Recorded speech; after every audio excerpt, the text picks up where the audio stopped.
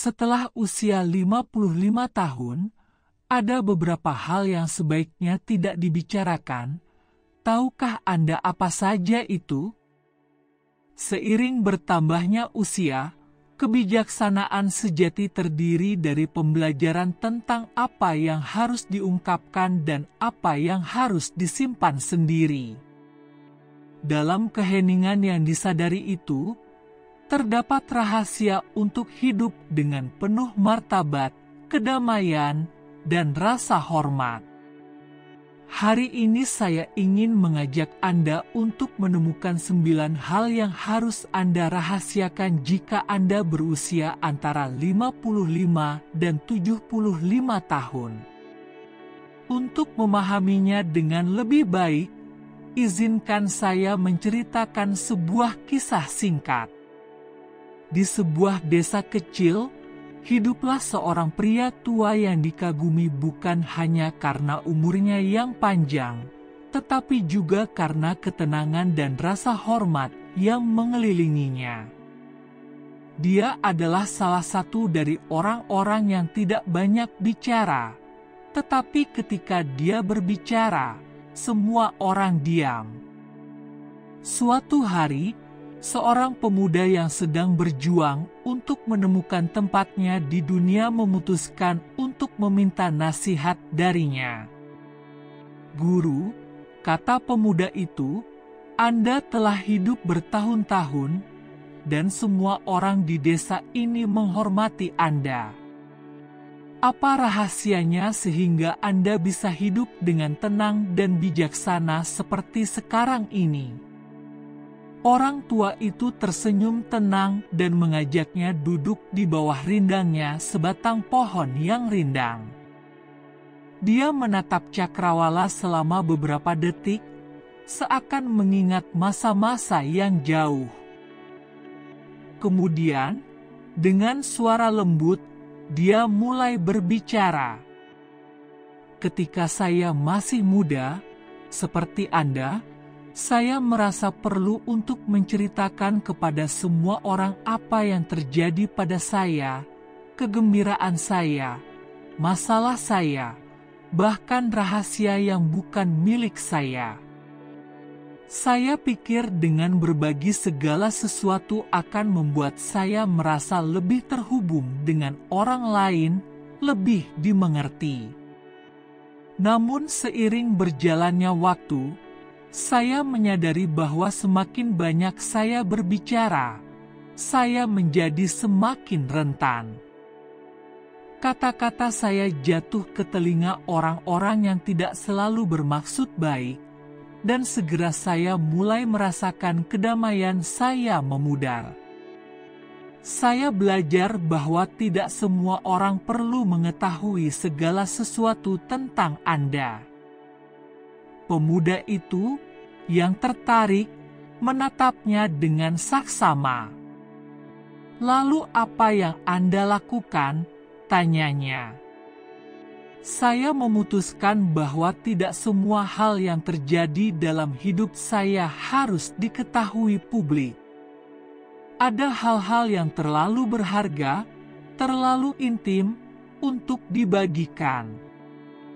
Saya mulai memilih dengan hati-hati apa yang saya katakan, kapan saya mengatakannya, dan kepada siapa saya mengatakannya. Bukan karena takut, tetapi karena saya mengerti bahwa kebijaksanaan adalah cara untuk melindungi kedamaian batin saya, kedamaian yang sama seperti yang Anda lihat dalam diri saya hari ini." Pemuda itu mengangguk perlahan, mulai memahami kata-kata pria tua itu. Ini bukan masalah diam demi diam, tetapi berbicara hanya apa yang diperlukan, melindungi aspek-aspek tertentu dari kehidupan untuk menjaga ketenangan. Pria tua itu, dengan senyum tipis, menyimpulkan, "Kebijaksanaan bukanlah mengatakan segala sesuatu, tetapi mengetahui apa yang harus disimpan untuk diri sendiri." Kebijaksanaan adalah perisai yang melindungi martabat Anda, dan seiring berjalannya waktu, Anda akan menyadari bahwa hidup dengan lebih sedikit kebisingan dari luar akan membuat Anda lebih dekat dengan diri Anda sendiri.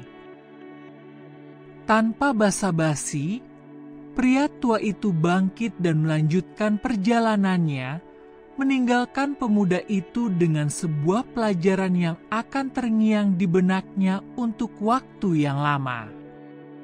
Sang pemuda yang masih termenung merasa sangat penasaran. Ada sesuatu dalam kata-kata orang tua itu yang sangat berkesan baginya, tetapi dia masih ragu. "Guru," ia tanyanya dengan tulus, "saya mengerti bahwa tidak semua hal harus dikatakan, tetapi hal-hal seperti apa yang harus dirahasiakan?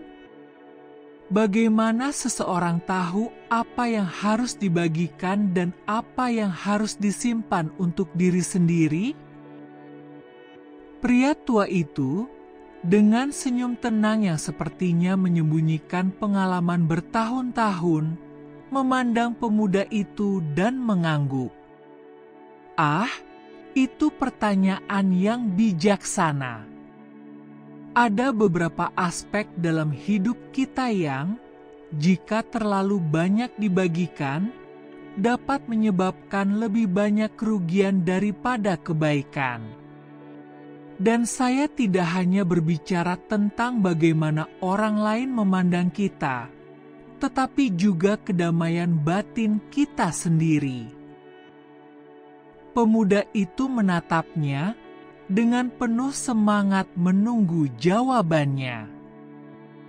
Pria tua itu melanjutkan, "Seiring bertambahnya usia, kita mulai menyadari bahwa beberapa hal yang dulu kita anggap penting untuk dikatakan tidak lagi penting untuk dikatakan.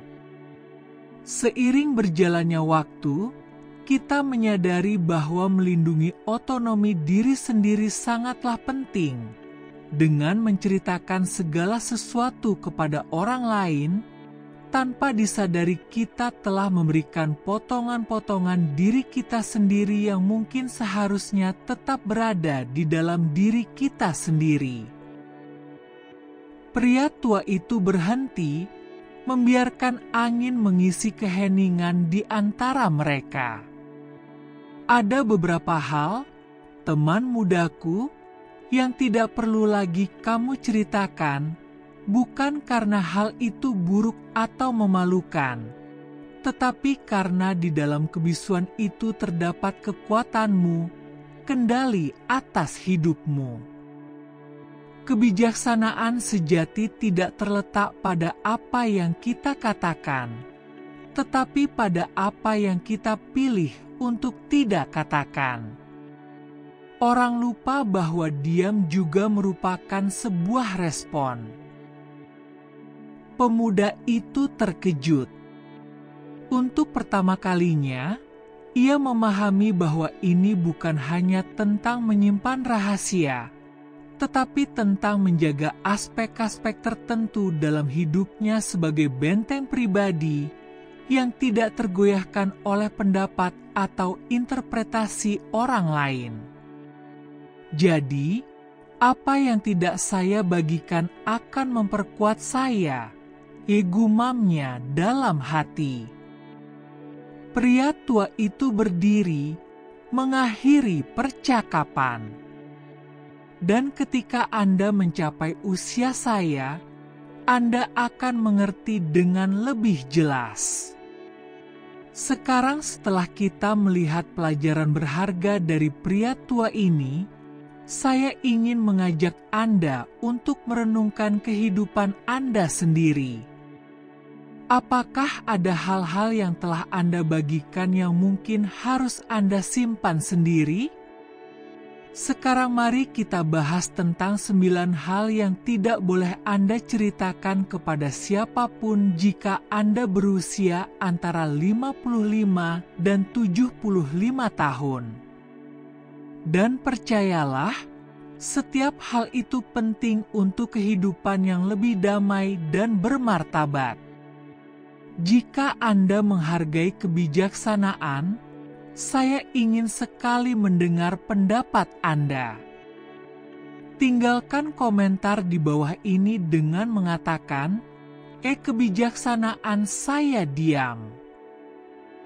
Dan, tentu saja, jangan lupa untuk menyukai video ini dan berlangganan untuk mendapatkan lebih banyak lagi tips yang berharga untuk membantu Anda hidup dengan ketenangan dan kekuatan batin yang lebih besar.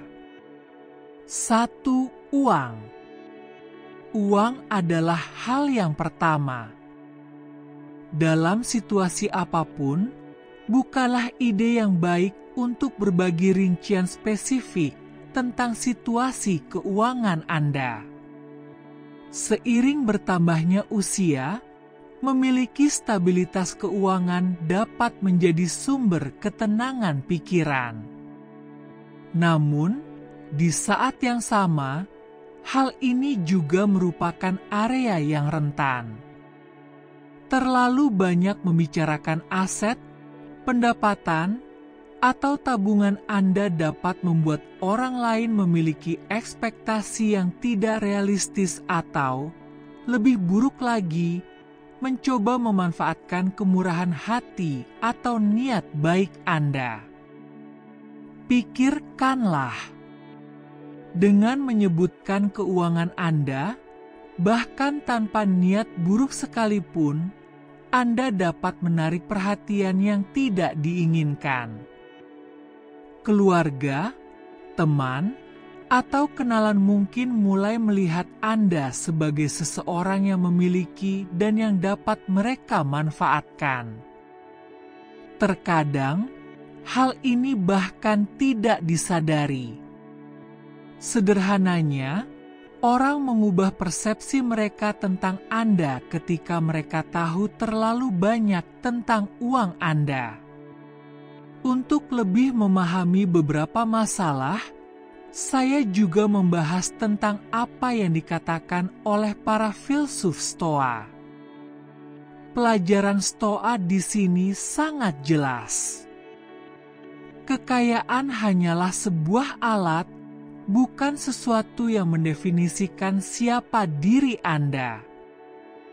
Kaum Stoa, seperti Seneca, mengingatkan kita bahwa nilai sejati bukanlah pada apa yang Anda miliki, tapi pada bagaimana Anda mengelola harta tersebut. Merahasiakan keuangan Anda tidak hanya melindungi Anda dari ekspektasi orang lain, tetapi juga menjaga ketenangan batin Anda. Dengan merahasiakan bagian hidup Anda ini, Anda terhindar dari penilaian yang tidak perlu dan risiko orang lain salah menafsirkan niat atau posisi Anda. 2. Usia. Sekarang mari kita bahas tentang sesuatu yang, meskipun alami, dapat menjadi masalah yang sensitif. Usia. Kita tahu bahwa berlalunya waktu tidak dapat dihindari, tetapi terus-menerus membicarakan usia Anda dapat mengubah cara orang lain melihat Anda. Seringkali, terlalu fokus pada tahun-tahun yang telah Anda jalani dapat membuat orang mulai merendahkan Anda atau melihat Anda sebagai orang yang terbatas dalam hal apa yang bisa dan tidak bisa Anda lakukan. Mungkin Anda sudah menyadarinya. Ketika Anda menyebutkan usia Anda, beberapa orang langsung melabeli Anda, memasukkan Anda ke dalam sebuah kotak. Mungkin dengan maksud baik, mereka mulai memperlakukan Anda seolah-olah Anda lebih rapuh atau kurang mampu. Atau lebih buruk lagi, Anda mungkin mulai mempercayainya sendiri. Bahaya sebenarnya dari terlalu banyak membicarakan usia adalah Anda dapat membatasi diri Anda sendiri tanpa menyadarinya. Namun, inilah kebenarannya. Usia Anda tidak mendefinisikan Anda. Yang terpenting adalah bagaimana Anda menjalani hidup Anda, bagaimana Anda menggunakan setiap hari yang Anda miliki. Anda memiliki pengalaman, Anda memiliki kebijaksanaan, dan itulah yang seharusnya bersinar. Usia hanyalah sebuah angka. Yang terpenting adalah apa yang Anda lakukan dengan tahun-tahun itu. Bagaimana Anda tetap ingin tahu, aktif, dan penuh dengan tujuan. Alih-alih berfokus pada berlalunya waktu, fokuslah pada apa yang dapat Anda lakukan hari ini. Kaum Stoa mengajarkan kita untuk tidak mengkhawatirkan apa yang tidak dapat kita kendalikan. Dan perjalanan waktu memang seperti itu, tak terelakkan, tetapi tidak membatasi. Yang bisa Anda kendalikan adalah bagaimana Anda memilih untuk hidup, sikap dan tindakan apa yang Anda ambil dari hari ke hari. 3 rahasia keluarga. Setiap keluarga memiliki kisahnya sendiri. Kadang-kadang itu adalah kenangan indah, penuh tawa dan momen-momen yang pantas untuk diceritakan. Namun, sebenarnya ada juga aspek-aspek yang harus tetap dirahasiakan. Mungkin itu adalah konflik masa lalu, kesalahan yang dilakukan beberapa orang, atau kesalahpahaman sederhana yang tidak pernah sepenuhnya terselesaikan. Dan tidak apa-apa. Tidak semua hal dalam hidup perlu diekspos, terutama jika menyangkut keintiman keluarga. Membicarakan masalah atau rahasia keluarga Anda, meskipun pada awalnya tampak tidak berbahaya, dapat menimbulkan konsekuensi yang tidak terduga. Berapa kali kita mendengar bahwa komentar yang salah tempat dapat menimbulkan ketegangan di antara keluarga, membuka luka lama, atau bahkan mempermalukan seseorang yang dekat dengan Anda? Apa yang tampaknya merupakan percakapan sepele tiba-tiba menjadi beban emosional bagi semua yang terlibat. Kaum Stoa selalu menekankan pengendalian diri, kemampuan untuk menguasai impuls dan emosi kita. Hal ini juga berlaku dalam berbicara. Terkadang diam adalah tanda penghormatan, tidak hanya untuk orang lain, tetapi juga untuk diri sendiri. Melindungi rahasia keluarga bukanlah tentang menyembunyikan kebenaran, melainkan tentang menghindari menyebabkan kerugian yang tidak perlu. Selain itu, dengan menjaga kerahasiaan, Anda juga melindungi unit keluarga. Ini adalah cara untuk menjaga ikatan yang membuat kita tetap terhubung, karena pada akhirnya, apa yang terjadi di dalam sebuah keluarga harus diselesaikan di dalam keluarga. Membagi masalah tertentu dengan orang luar hanya akan menambah komplikasi yang tidak diinginkan dan penilaian dari luar. 4. Kesehatan. Masalah kedua adalah masalah pribadi. Kesehatan Anda. Terutama seiring bertambahnya usia, kesehatan kita menjadi isu sentral dalam hidup kita. Pemeriksaan kesehatan, pengobatan, perawatan, semua ini adalah bagian dari kehidupan kita sehari-hari, tetapi bukan berarti kita harus membicarakannya secara terbuka dengan semua orang. Anda mungkin merasa perlu untuk berbagi tentang apa yang Anda rasakan, atau memberitahu orang lain tentang suatu penyakit atau perawatan, tetapi Anda harus berhati-hati. Kesehatan adalah sesuatu yang secara langsung memengaruhi cara orang lain memandang Anda. Terlalu banyak membicarakan masalah medis Anda dapat secara tidak sengaja membuat orang lain melihat Anda lebih rapuh atau membutuhkan bantuan daripada yang sebenarnya. Selain itu, seberapa sering Anda menyadari bahwa ketika Anda menyebutkan suatu penyakit, semua orang memiliki pendapat atau saran yang tidak Anda minta? Hal ini tidak hanya membuat Anda kewalahan, tetapi juga kontraproduktif. Kontrol atas kesehatan Anda juga merupakan masalah otonomi.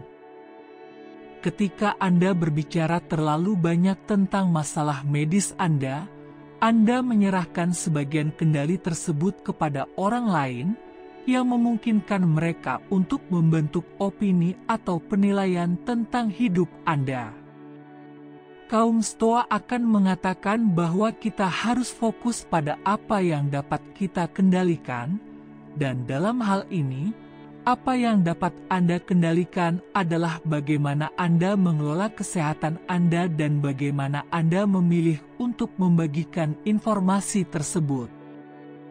5. Beramal. Kita semua tahu bahwa membantu orang lain adalah salah satu tindakan paling mulia yang dapat kita lakukan dalam hidup. Entah itu menyumbangkan uang, waktu, atau tenaga, tindakan sederhana memberi tanpa mengharapkan imbalan apapun akan mengisi jiwa kita. Namun, disinilah muncul pertanyaan penting. Apakah semua orang perlu tahu apa yang Anda lakukan? Anda mungkin pernah menjumpai orang-orang yang selalu berbicara tentang tindakan amal mereka, seolah-olah mereka ingin memastikan bahwa seluruh dunia mengetahui kedermawanan mereka. Dan secara alamiah, manusia memang mencari pengakuan. Namun, disitulah letak tantangan yang sebenarnya. Memberi tanpa mengharapkan kemuliaan. Karena ketika Anda berbagi setiap tindakan amal yang Anda lakukan, fokusnya tidak lagi pada tujuan dan mulai berbalik pada diri Anda. Amal akan kehilangan kemurniannya ketika kita mengubahnya menjadi sebuah tontonan. Marcus Aurelius, salah satu orang Stoa yang hebat, mengatakannya dengan jelas. Cara terbaik untuk menolong adalah tanpa mencari kemuliaan atau imbalan. Kaum Stoa percaya pada kebajikan demi kebajikan itu sendiri, bukan karena ingin dipuji. Memberi dengan diam-diam, tanpa mengharapkan pengakuan, adalah bentuk kedermawanan yang paling tinggi. Karena penerima manfaat yang sebenarnya adalah orang lain, bukan ego Anda. Berhentilah sejenak dan pikirkan, kapan terakhir kali Anda menolong seseorang tanpa mengucapkan sepatah kata pun tentang hal itu? Itulah jenis tindakan yang meninggalkan jejak yang mendalam, tidak hanya pada kehidupan si penerima bantuan, tetapi juga pada kehidupan Anda.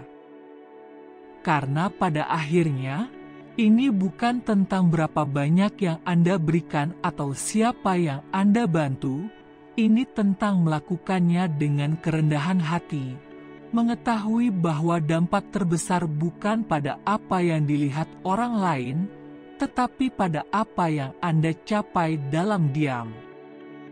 6. Keyakinan pribadi. Dan sekarang mari kita beralih ke medan yang sama intimnya. Keyakinan pribadi Anda. Sepanjang hidup, kita membentuk opini dan keyakinan berdasarkan pengalaman kita, apa yang kita jalani, apa yang kita pelajari. Dan keyakinan-keyakinan ini adalah milik kita sendiri, bagian dari identitas kita. Namun, terus-menerus membagikannya, mendiskusikannya dengan semua orang, atau memaksakannya kepada orang lain dapat menciptakan lebih banyak hambatan daripada jembatan. Ketika Anda berbicara terlalu banyak tentang apa yang Anda yakini, apakah itu prinsip, keyakinan, atau pandangan hidup Anda pasti akan mulai mengundang konflik.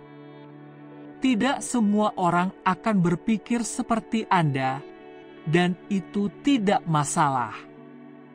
Masalahnya muncul ketika Anda mencoba membuat orang lain memahami, memvalidasi, atau mengadopsi ide-ide Anda. Yang terburuk, berbagi terlalu banyak tentang keyakinan Anda dapat membuat orang lain mempertanyakan atau bahkan mengejeknya, membuat Anda terekspos secara tidak perlu. Seiring bertambahnya usia, kita mendapatkan kebijaksanaan untuk memahami bahwa tidak selalu perlu mengutarakan pendapat kita. Terkadang, menyimpan keyakinan kita untuk diri kita sendiri adalah cara terbaik untuk melindungi kedamaian batin kita. Ini tidak berarti bahwa Anda tidak boleh memiliki pendapat atau menyembunyikan jati diri Anda, tetapi ini berarti bahwa Anda tidak perlu membuktikan apapun kepada siapapun. Keyakinan Anda berharga justru karena itu adalah milik Anda dan tidak perlu divalidasi oleh orang lain.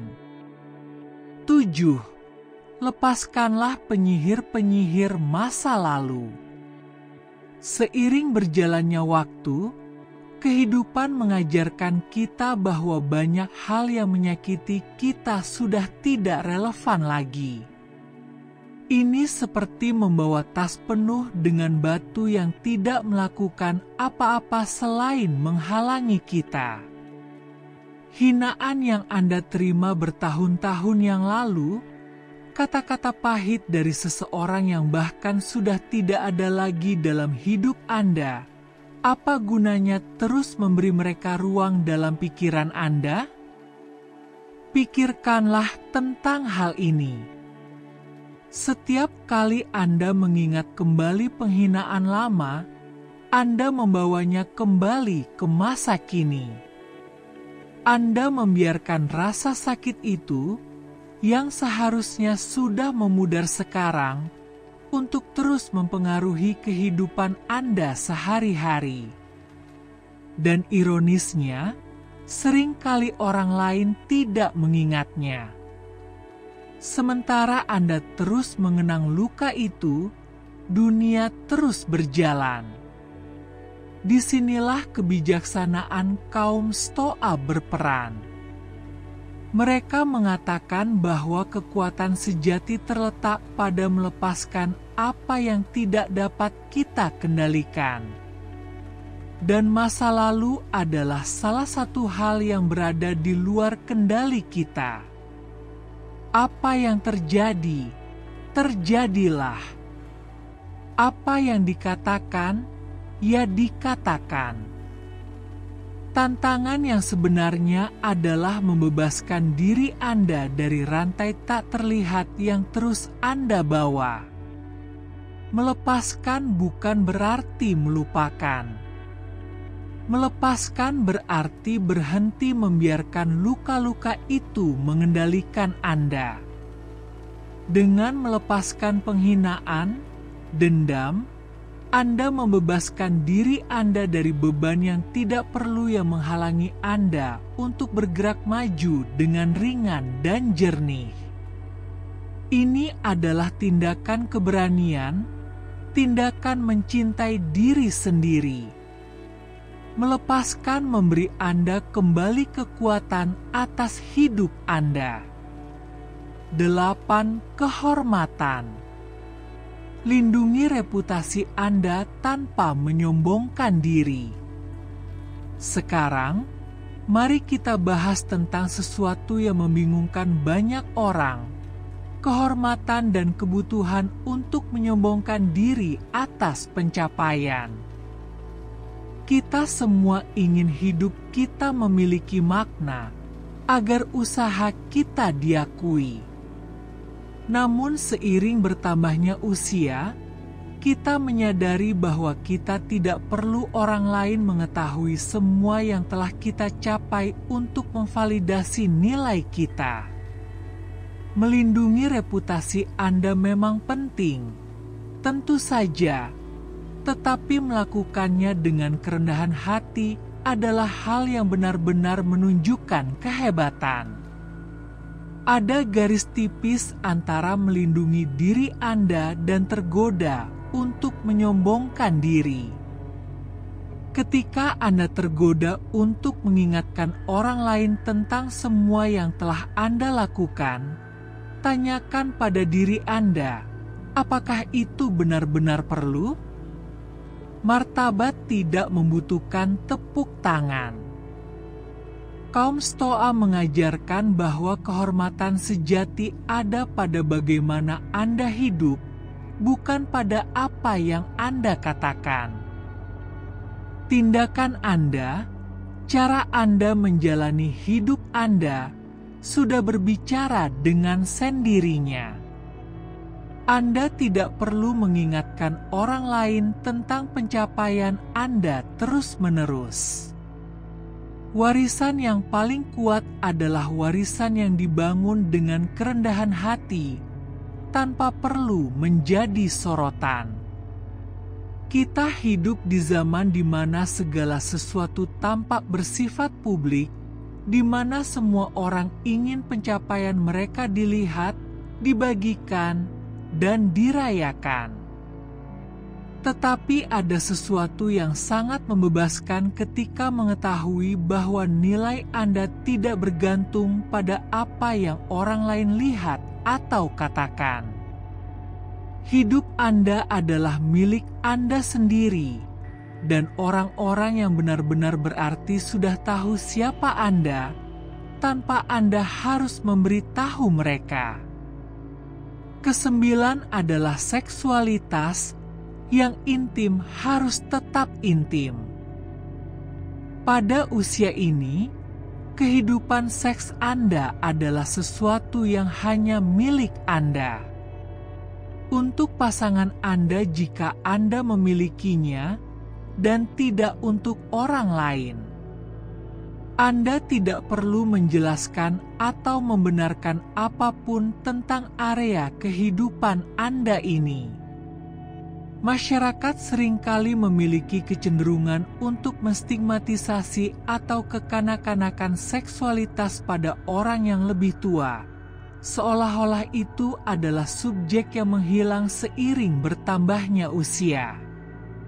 Namun kenyataannya, bagi mereka yang memilih untuk menjalani bagian hidup mereka, keintiman tetaplah valid dan bermakna seperti biasanya. Tapi disinilah kuncinya. Seksualitas adalah area di mana privasi adalah hal yang mendasar. Ini bukan tentang menyembunyikan sesuatu karena malu, tetapi tentang melindungi martabat Anda, tentang menjaga apa yang bersifat pribadi bagi Anda. Membagikan detail kehidupan intim Anda tidak hanya tidak perlu, tetapi juga dapat membuka pintu bagi penilaian dan opini yang tidak berhak dibuat oleh siapapun tentang Anda. Pikirkanlah hal ini. Apa yang Anda dapatkan dengan membicarakan sesuatu yang begitu intim? Kekuatan yang sesungguhnya adalah menjaga bagian-bagian kehidupan Anda tetap terkendali dalam ruang yang aman yang tidak dilanggar oleh pandangan dari luar.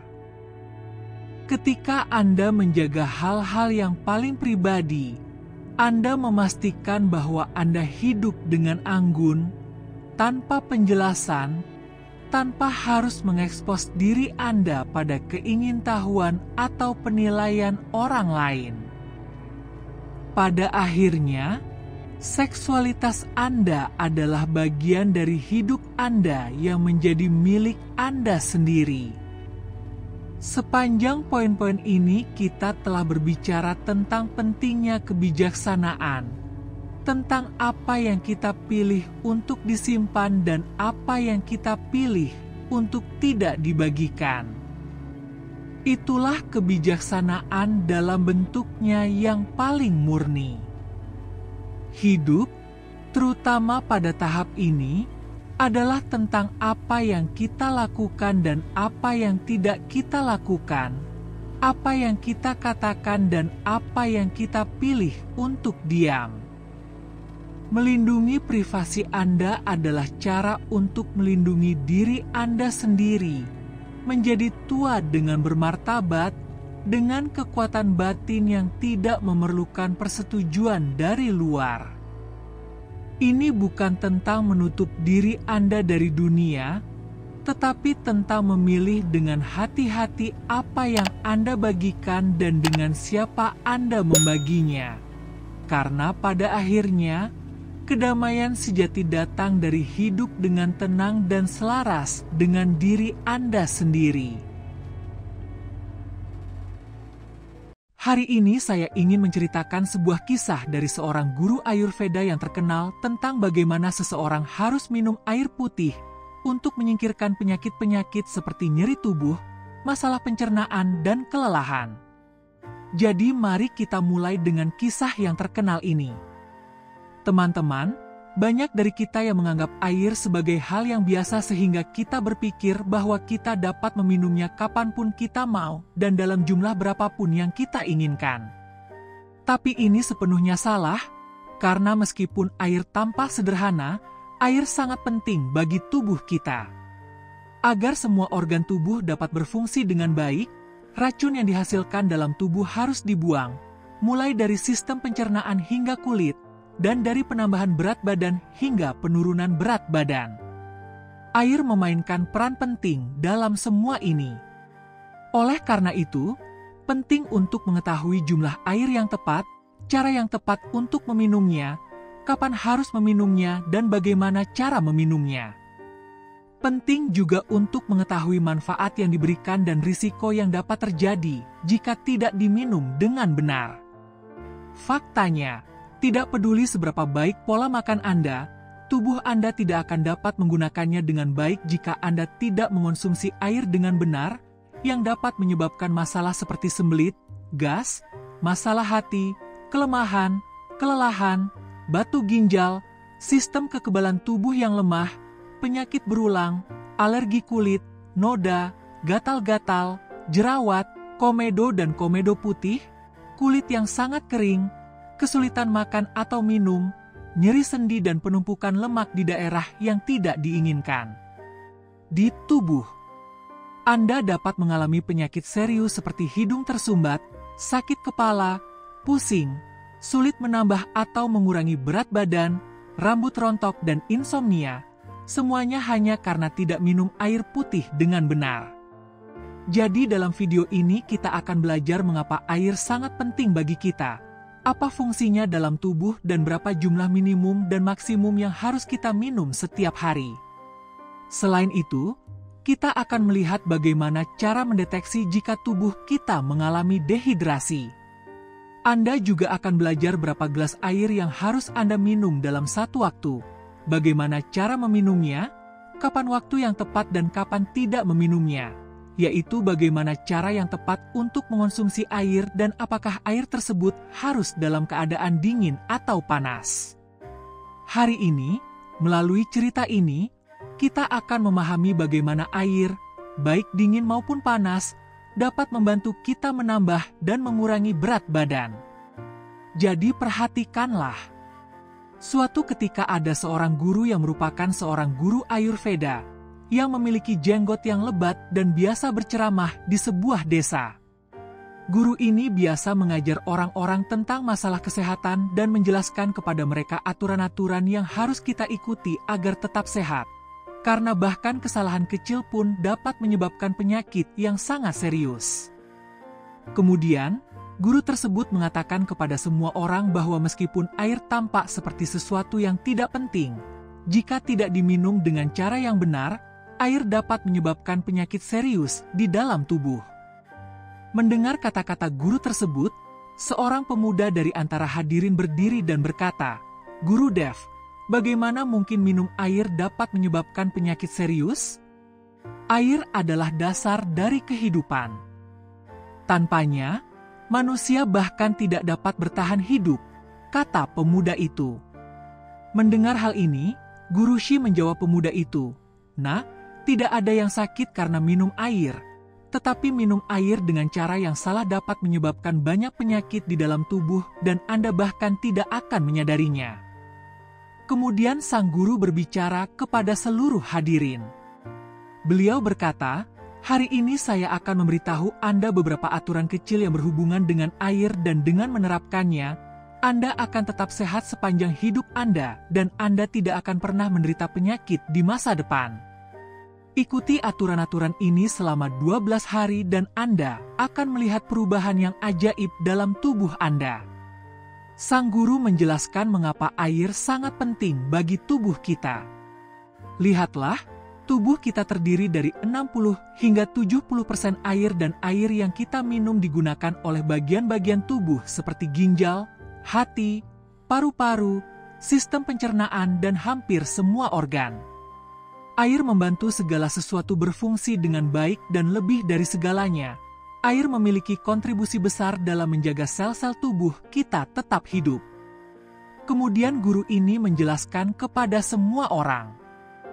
Pertama, kita harus tahu berapa jumlah minimum dan maksimum air yang harus diminum dalam sehari dan jika terjadi kekurangan air di dalam tubuh, bagaimana kita bisa mendeteksinya? Lihatlah, segera setelah tubuh kekurangan air, warna air seni mulai menguning. Daya pencernaan mulai melemah. Kulit wajah dan tubuh berangsur-angsur menjadi tidak bernyawa dan lembek, dan jika cara minum air yang benar tidak diperhatikan sejak awal, gejala-gejala ini mengundang penyakit serius di masa depan. Oleh karena itu, sangat penting untuk minum air dalam jumlah yang cukup setiap hari. Sekarang saya akan memberitahu Anda berapa banyak air yang harus Anda minum dalam sehari dan jenis air apa yang harus diminum, yaitu apakah harus hangat, dingin, atau normal. Untuk melakukan ini, kita perlu tahu apa yang ada di dalam air dan masalah apa yang dapat membantu kita. Teman-teman, air tidak memiliki kalori, tetapi meskipun demikian, air menghidrasi tubuh kita dan membantu menghilangkan limbah dari tubuh.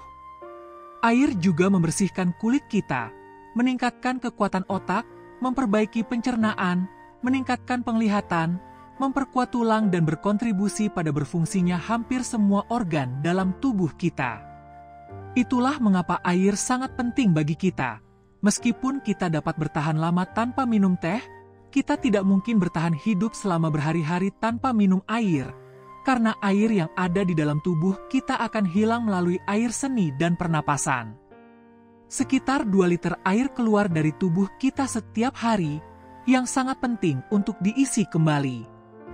Pada kenyataannya, jumlah air yang harus diminum seseorang setiap hari tergantung pada kesehatan orang tersebut, lingkungan tempat tinggalnya, seperti apa iklim di sana, berat badan, dan aktivitas fisiknya. Tetapi orang normal harus minum antara 2, 5 hingga 3 liter air sehari, yang setara dengan 10 hingga 12 gelas. Pada musim panas kita berkeringat lebih banyak, sehingga jumlah air dapat ditingkatkan sedikit. Dan orang yang berolahraga juga harus minum lebih banyak air daripada orang biasa, karena air akan hilang dalam jumlah besar dari tubuh mereka. Kemudian sang guru memberitahu semua orang bahwa sekarang muncul pertanyaan apa yang terjadi jika Anda minum lebih banyak air dari yang diperlukan. Jadi, dengarkan baik-baik. Jawabannya adalah bahwa terlalu banyak minum sesuatu itu berbahaya. Minum terlalu banyak air akan meningkatkan kerja ginjal kita dan kemungkinan untuk mengurangi kadar natrium dalam darah sangat tinggi. Namun, hal ini sangat jarang terjadi, karena kebanyakan orang tidak dapat minum air sebanyak yang seharusnya. Masalahnya muncul ketika seseorang minum 5 atau 6 liter air. Sekarang, berapa gelas air yang harus Anda minum sekaligus dan jenis air apa yang harus Anda minum? Dengarkan baik-baik. Semua orang berpikir bahwa mereka dapat minum air sebanyak yang mereka inginkan, kapanpun mereka mau, tetapi ini benar-benar salah, karena meminum jenis air yang sama dengan cara yang berbeda memiliki efek yang tidak baik bagi tubuh.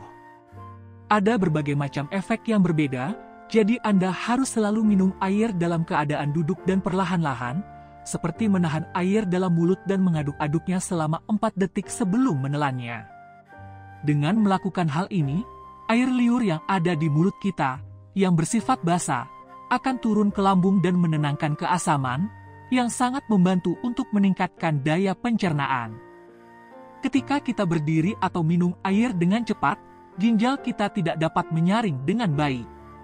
Selain itu, ketika kita minum air langsung dari botol dan bukannya menggunakan gelas, bersama dengan air, banyak gas yang ada di udara juga masuk ke dalam tubuh kita, yang meningkatkan kemungkinan nyeri sendi di masa depan. Inilah sebabnya mengapa Anda harus selalu minum air sambil duduk dan perlahan-lahan, dalam 4 atau 5 tarikan napas, dan hanya minum 1 atau 1,5 gelas air pada satu waktu, atau sebanyak yang Anda butuhkan sesuai dengan rasa haus Anda. Jika Anda minum terlalu banyak air dalam satu waktu, ginjal tidak akan menyaringnya dengan baik, dan air akan keluar dari tubuh melalui air seni, tanpa digunakan oleh tubuh kita. Guru kemudian menjelaskan bahwa mereka sekarang harus memahami jenis air apa yang harus diminum, apakah air panas, dingin, atau pada suhu normal. Jika kita makan atau minum sesuatu yang sangat dingin, tubuh kita akan menghangatkannya terlebih dahulu sebelum kita dapat menggunakannya. Hal yang sama terjadi pada air ketika kita minum air dingin dari kulkas. Air terlebih dahulu dipanaskan di dalam perut kita sebelum dapat digunakan. Dalam proses ini, banyak energi yang terbuang dan tubuh kita juga harus menunggu sebelum dapat menggunakan air tersebut. Air yang tersisa di dalam perut tidak segera dihangatkan, dan air dingin juga mengeraskan makanan yang telah kita makan, yang memperlambat proses pencernaan dan meningkatkan masalah sembelit. Itulah sebabnya mengapa air harus selalu dalam suhu normal atau suam-suam kuku, karena tubuh kita menggunakan air suam-suam kuku dengan segera, dan ini sangat membantu dalam memecah makanan yang kita makan, yang meningkatkan daya pencernaan dan meningkatkan kesehatan perut. Guru kemudian menjelaskan bahwa mereka sekarang harus tahu kapan harus minum air putih dan kapan tidak minum air putih. Ini adalah area di mana orang sering melakukan banyak kesalahan yang sering membuat mereka menjadi korban penyakit. Lebih penting untuk mengetahui kapan tidak minum air putih daripada kapan harus minum air putih. Jadi pertama-tama kita akan melihat kapan sebaiknya tidak minum air putih, dan kemudian kita akan melihat kapan waktu yang tepat untuk minum air putih, baik sebelum makan atau setelah makan. Tidak ada salahnya meminum seteguk atau 2 teguk air sebelum makan, karena hal ini dapat membantu makanan kering untuk masuk dengan mudah ke dalam tenggorokan dan mencegah Anda dari cegukan. Namun, ketika mereka mengatakan 1 atau 2 teguk, itu berarti Anda harus minum secukupnya untuk membasahi tenggorokan Anda, tetapi sangat salah untuk minum segelas penuh atau sejumlah besar air sebelum atau sesudah makan, karena minum air segera setelah makan akan mengencerkan makanan terlalu banyak yang membuat perut kita sulit untuk mencerna. Cairan lambung tidak dapat keluar dengan baik dan proses pencernaan menjadi sangat lambat. Oleh karena itu, Anda harus selalu minum air putih setelah 45 menit sampai 1 jam setelah makan, dan sebelum makan Anda harus minum air putih setelah mengisi perut Anda 1 jam sebelum makan. Selanjutnya, sang guru mengatakan kepada semua orang bahwa minum air sebelum tidur di malam hari atau setelah bangun tidur secara tiba-tiba adalah hal yang salah. Meskipun air sangat bermanfaat di siang hari, minum terlalu banyak air di malam hari juga sama berbahayanya. Saat kita tidur, tubuh kita tidak terlalu aktif, yang menyebabkan air dalam tubuh kita mencapai ginjal untuk disaring tanpa digunakan dengan benar, sehingga menyebabkan kerusakan besar pada ginjal. Selain itu, hal ini dapat menyebabkan Anda terbangun di malam hari untuk pergi ke toilet beberapa kali, sehingga sulit untuk kembali tidur. Oleh karena itu, Anda harus berusaha memenuhi kebutuhan air di siang hari sebanyak mungkin, karena dengan sering minum air akan terbuang di dalam tubuh tanpa digunakan dan dibuang melalui urin. Hal ini dapat menyebabkan masalah sering buang air kecil.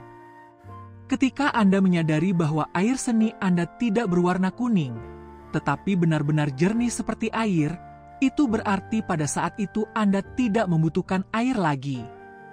Jadi, setelah buang air kecil, tunggulah setidaknya 15-20 menit sebelum minum air untuk memberikan waktu bagi ginjal Anda untuk beristirahat. Jika tidak, sering minum air putih dapat menyebabkan buang air kecil terus-menerus dan masalah dalam mengontrol urin dengan benar. Selanjutnya, sang guru mengatakan bahwa bahkan setelah makan buah-buahan, Anda tidak boleh langsung minum air putih. Misalnya, jika Anda makan buah-buahan dan sayuran mentah seperti mentimun, tomat, dan sebagainya, Anda tidak boleh langsung minum air putih setelahnya. Demikian pula, Anda tidak boleh minum air segera setelah makan pisang, semangka, delima, jeruk, anggur, ceri, dan buah-buahan lainnya. Karena hal ini akan mengeraskan makanan yang telah Anda makan, sehingga memperlambat proses pencernaan dan dapat menyebabkan masuk angin pada beberapa orang. Selain itu, Anda tidak boleh minum air putih segera setelah mengonsumsi minuman yang sangat panas seperti teh, kopi, dan sup, karena dapat merusak gigi dan gusi Anda secara signifikan. Sekarang, mari kita bahas tentang kapan harus minum air dan waktu yang tepat untuk meminumnya. Sama seperti kita mencuci dan membersihkan piring kita sebelum makan dan kemudian memakannya, demikian juga kita harus membersihkan perut kita setiap pagi sebelum makan dan minum. Untuk hal ini, tidak ada yang lebih baik dari air. Minum air putih saat perut kosong di pagi hari membantu membersihkan zat-zat beracun yang terbentuk di dalam perut pada malam hari sebelum tidur. Jika orang makan atau minum sesuatu saat perut kosong tanpa minum air putih, itu sama saja seperti makan dari piring kotor tanpa membersihkannya.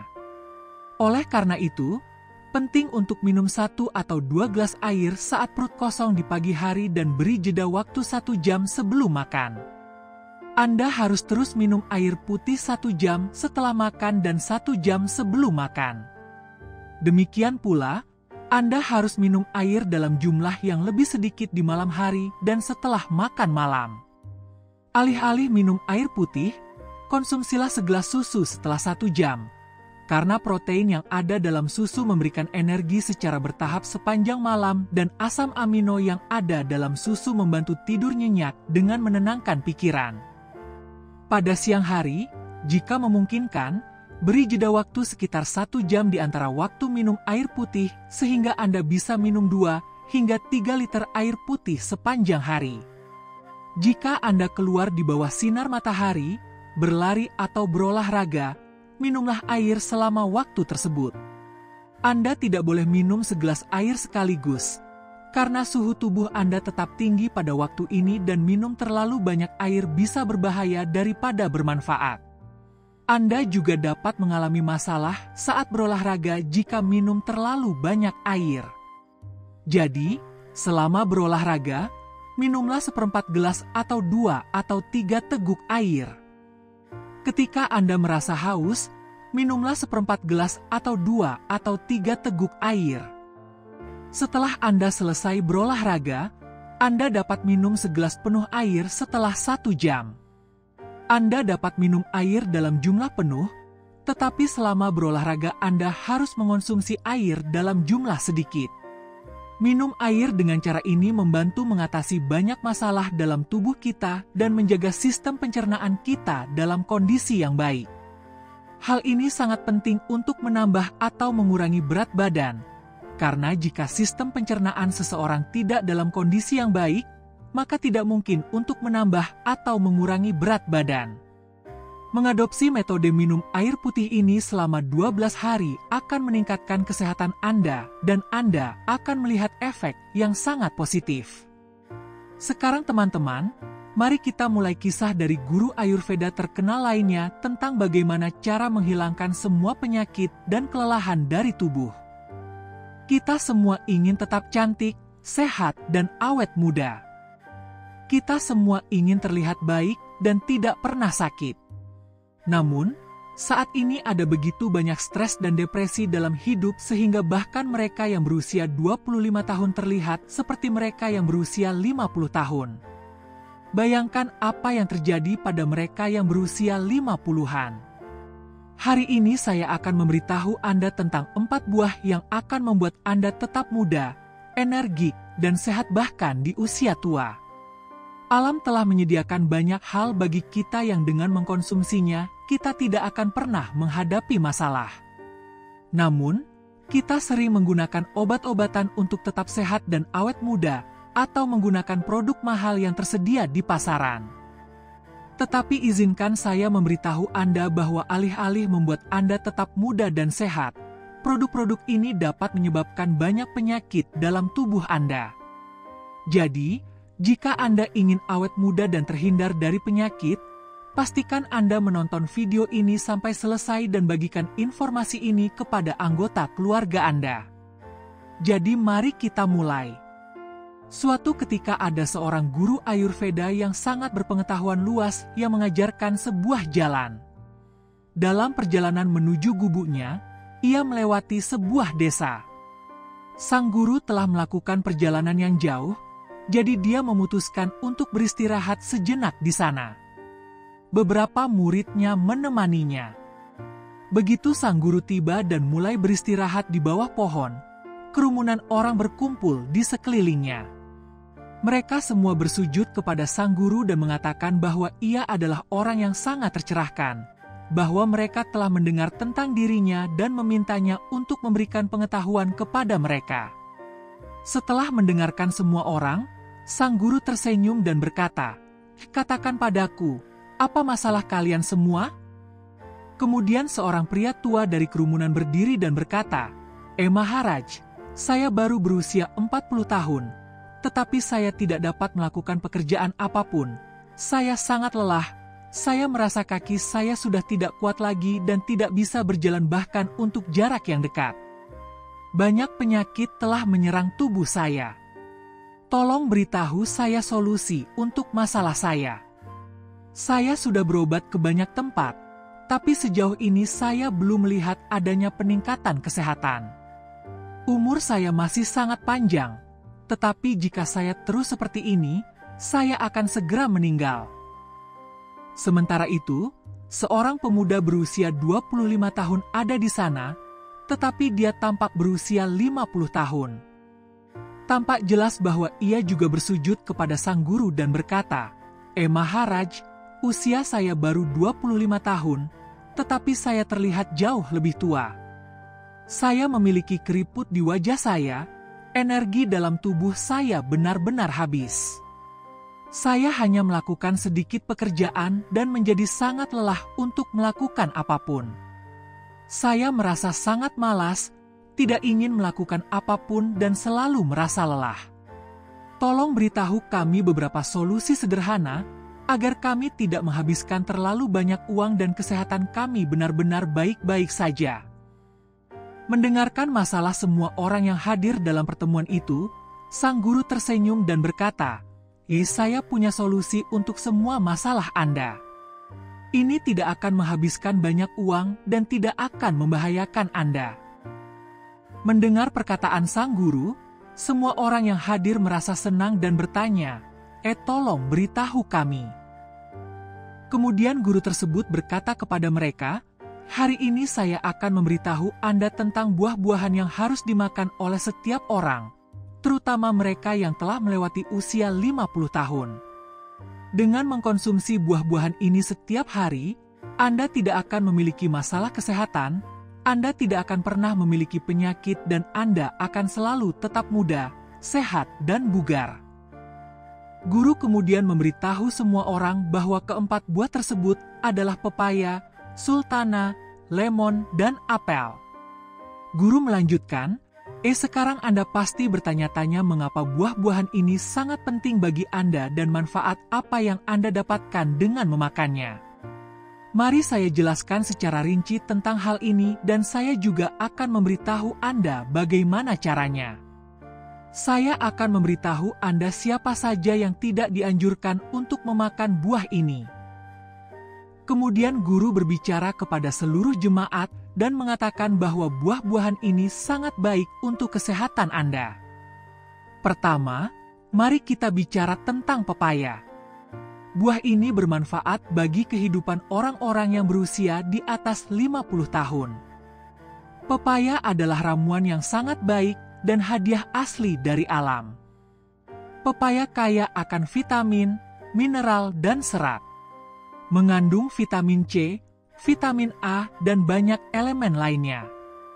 Sekarang Anda mengerti mengapa pepaya sangat penting bagi kita setelah usia 50 tahun. Pertama, pepaya memperkuat sistem pencernaan kita karena seiring bertambahnya usia, sistem pencernaan kita melemah. Enzim yang ada dalam pepaya, yang disebut papain, memainkan peran yang sangat penting dalam hal ini. Enzim ini memperkuat sistem pencernaan, sehingga tubuh dapat dengan mudah menyerap nutrisi yang ada dalam makanan. Pepaya memfasilitasi pencernaan zat atau makanan. Selain itu, pepaya merupakan sumber alami vitamin A, B, C dan D, serta fosfor, kalium antioksidan, protein, karbohidrat, dan karoten dalam jumlah yang baik. Konsumsi pepaya secara teratur sangat bermanfaat bagi orang yang sering menderita pilek dan batuk, karena pepaya juga memperkuat sistem kekebalan tubuh. Seperti yang Anda ketahui, seiring bertambahnya usia, kekebalan tubuh kita secara alami mulai melemah. Pepaya mengandung sejumlah besar vitamin C yang dengan cepat meningkatkan kekebalan tubuh kita. Vitamin C membantu tubuh Anda melawan infeksi alergi yang sangat penting terutama bagi orang tua. Selain itu, kulit kering menyebabkan terbentuknya keriput, sehingga vitamin A dan C yang ada pada pepaya dapat mengatasi masalah kulit dan menjaganya agar tetap cantik secara alami. Jika Anda ingin menghindari menghadapi masalah-masalah seperti itu bahkan di usia tua, Anda harus makan pepaya karena itu akan membuat Anda tetap sehat, muda, dan terlihat cantik. Selanjutnya, sang guru mengatakan kepada semua orang bahwa antioksidan likopen yang ada di dalam pepaya mengurangi risiko kanker dan sangat bermanfaat bagi mereka yang sedang menjalani pengobatan kanker. Pepaya mengandung banyak vitamin A yang bermanfaat bagi kulit dan mata kita. Hal ini sangat bermanfaat karena menjaga kulit tetap sehat, muda, dan bercahaya. Karena jumlah kalsium yang baik dalam pepaya, pepaya juga membantu dalam pembentukan darah dan elemen lainnya. Selanjutnya, sang guru mengatakan kepada semua orang untuk mengenal buah-buahan lainnya. Mari kita bicara tentang apel. Apel adalah obat untuk semua penyakit Anda. Jika Anda makan apel setiap hari, Anda tidak perlu pergi ke dokter. Hal ini sangat penting bagi orang yang berusia di atas 50 tahun karena apel mengandung serat, vitamin, dan nutrisi. Makan apel membuat jantung Anda tetap sehat karena serat larut yang dikandungnya membantu menyeimbangkan kolesterol, yang merupakan faktor utama penyakit jantung. Dengan bertambahnya usia, risiko penyakit ini juga meningkat, tetapi jika Anda makan apel setiap hari, Anda akan menjaga jantung Anda tetap sehat. Ditambah lagi, apel menyeimbangkan berat badan Anda. Teman-teman, seiring bertambahnya usia, metabolisme Anda melambat dan ini membuat sangat sulit untuk menjaga berat badan Anda. Tetapi apel adalah buah yang rendah kalori dan mengandung banyak serat. Ketika Anda makan apel, Anda akan merasa penuh energi sepanjang hari. Apel tidak memiliki kalori yang membantu menjaga keseimbangan berat badan. Selain itu, apel juga mengatur gula darah. Serat yang ada dalam apel menjaga kadar gula darah Anda tetap seimbang. Apel adalah sumber serat yang sangat baik dan dicerna dengan cepat. Hal ini juga mengurangi sembelit dan meningkatkan pencernaan. Kaya akan nutrisi dan vitamin C yang membantu tubuh melawan radikal bebas. Bahkan dapat menyembuhkan penyakit kronis. Apel juga mengandung vitamin D yang sangat bermanfaat untuk tulang, sehingga memperkuat struktur tulang Anda. Mengonsumsi apel membantu mengendalikan diabetes karena kandungan serat dan antioksidannya yang melimpah. Hal ini sangat baik untuk pasien diabetes dan juga untuk kulit dan rambut. Vitamin C dalam apel meningkatkan metabolisme yang sehat dan sangat bermanfaat untuk kulit dan kesehatan secara umum. Sebuah apel kecil memiliki banyak manfaat, terutama jika Anda berusia 50 tahun atau lebih, atau bahkan jika Anda berusia di bawah 50 tahun dan ingin menua dengan baik, tetap awet muda dan sehat. Anda harus makan sebuah apel setiap hari. Kemudian sang guru mengatakan bahwa buah ketiga adalah sultana, yang juga sangat berguna di usia tua. Ini adalah buah anggur kering yang penuh dengan zat besi dan antioksidan. Sultanas kecil ini menawarkan banyak manfaat setelah usia 50 tahun. Mereka memperkuat tulang kita, karena seiring bertambahnya usia, tulang kita cenderung melemah, meningkatkan risiko osteoporosis, yang menyebabkan tulang menjadi rapuh dan mudah patah. Sultanas mengandung boron dan kalsium yang membantu menjaga tulang tetap kuat. Dengan mengonsumsi sultanas setiap hari, tulang Anda akan lebih kuat. Selain itu, sultanas sangat membantu sistem pencernaan. Serat yang ada dalam sultana memperkuat sistem pencernaan, menjaga kesehatan Anda dan menghilangkan sembelit. Hal ini sangat penting bagi orang-orang yang berusia di atas 50 tahun, karena sistem pencernaan mereka tidak berfungsi dengan baik dan mereka mungkin mengalami masalah sembelit. Dalam kasus seperti itu, sultana dapat mengatasi masalah sembelit sepenuhnya.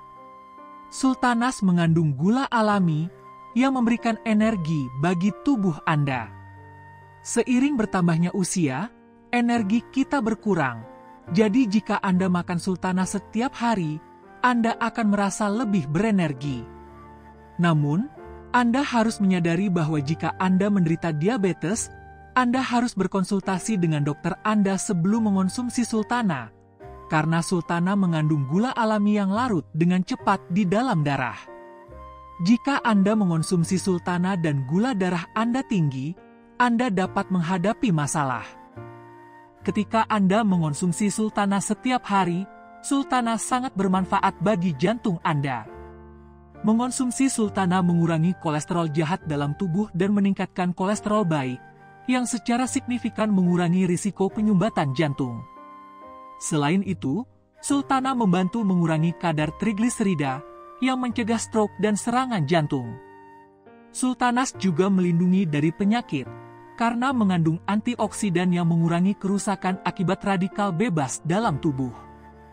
Dengan mengonsumsi sultana yang direndam dalam air, antioksidan yang ada di dalamnya akan dilepaskan dengan cepat, sehingga membantu melindungi tubuh dari penyakit serius seperti kanker. Serat makanan yang ada di dalam sultana mencegah penyumbatan pembuluh darah, mencegah tekanan darah naik dan mengurangi risiko hipertensi. Mereka juga mengandung kalium, yang membantu menjaga tekanan darah tetap terkendali. Jadi, mengonsumsi sultana dapat membantu mengontrol tekanan darah. Sekarang mari kita bicara tentang lemon. Lemon kaya akan vitamin C dan senyawa flavonoid. Seiring bertambahnya usia, kekebalan tubuh kita cenderung menurun, sehingga vitamin C dalam lemon sangat penting untuk meningkatkan kekebalan tubuh. Vitamin C adalah pelawan infeksi yang ampuh dan sangat bermanfaat bagi orang yang berusia di atas 50 tahun, karena risiko infeksi meningkat seiring bertambahnya usia, dan infeksi ini dapat berlangsung lama dan sulit dibersihkan. Manfaat lain dari lemon adalah menjaga hidrasi dan mencegah pembentukan batu ginjal. Seiring bertambahnya usia, risiko terkena batu ginjal meningkat, sehingga lemon menjadi semakin penting dalam diet Anda. Dengan mengonsumsi jus lemon setiap hari, Anda akan tetap terhidrasi dan tidak akan terkena batu ginjal.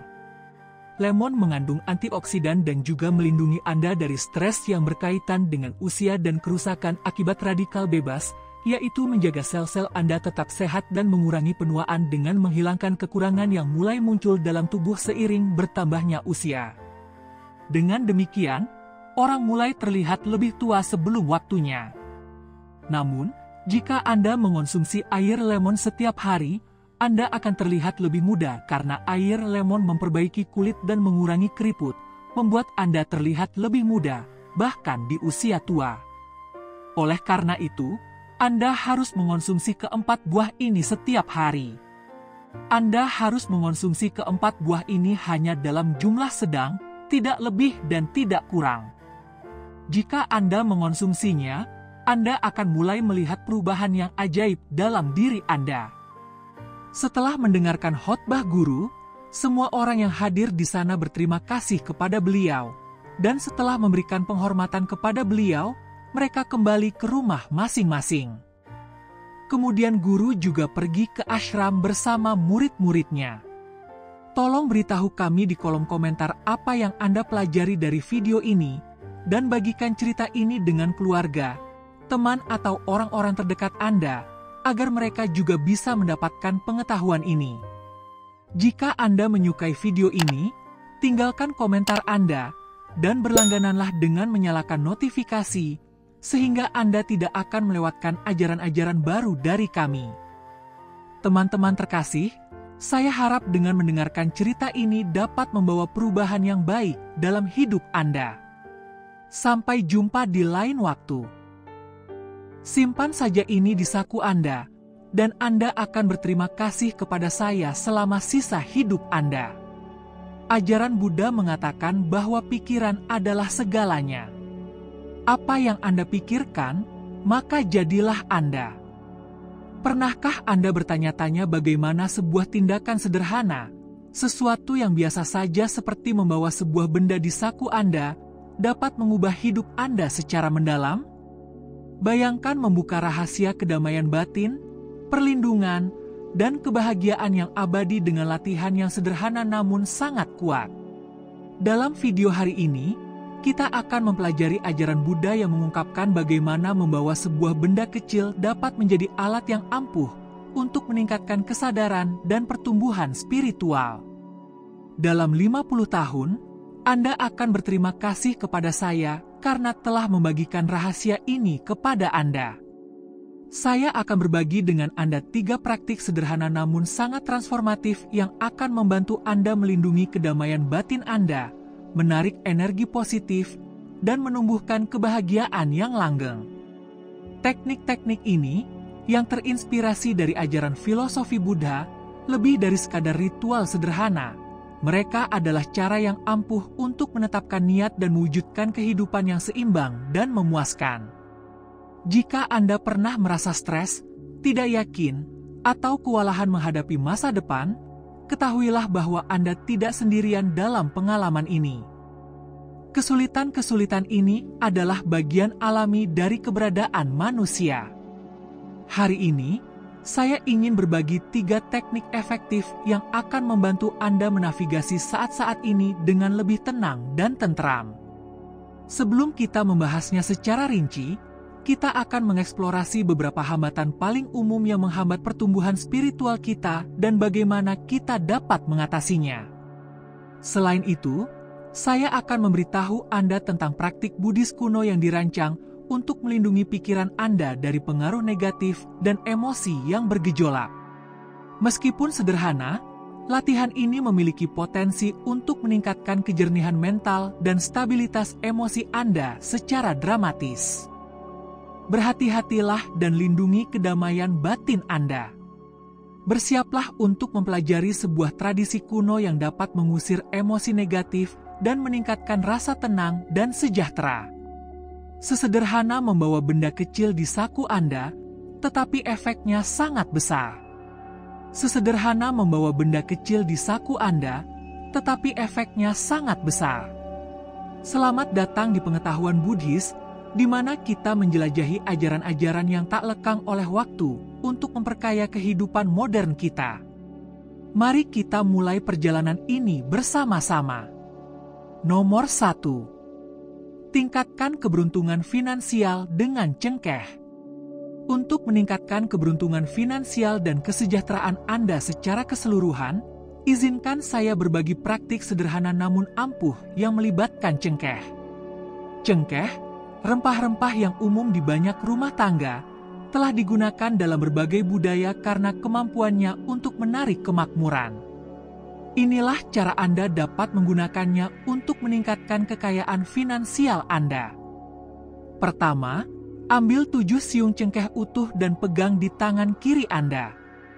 Tutup mata Anda dan ulangi afirmasi "Saya menarik kekayaan tak terbatas" 3 kali dengan keyakinan dan kepercayaan pada kata-kata Anda.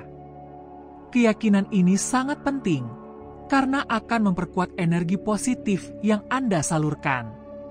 Setelah ritual singkat ini, letakkan paku di saku kiri Anda.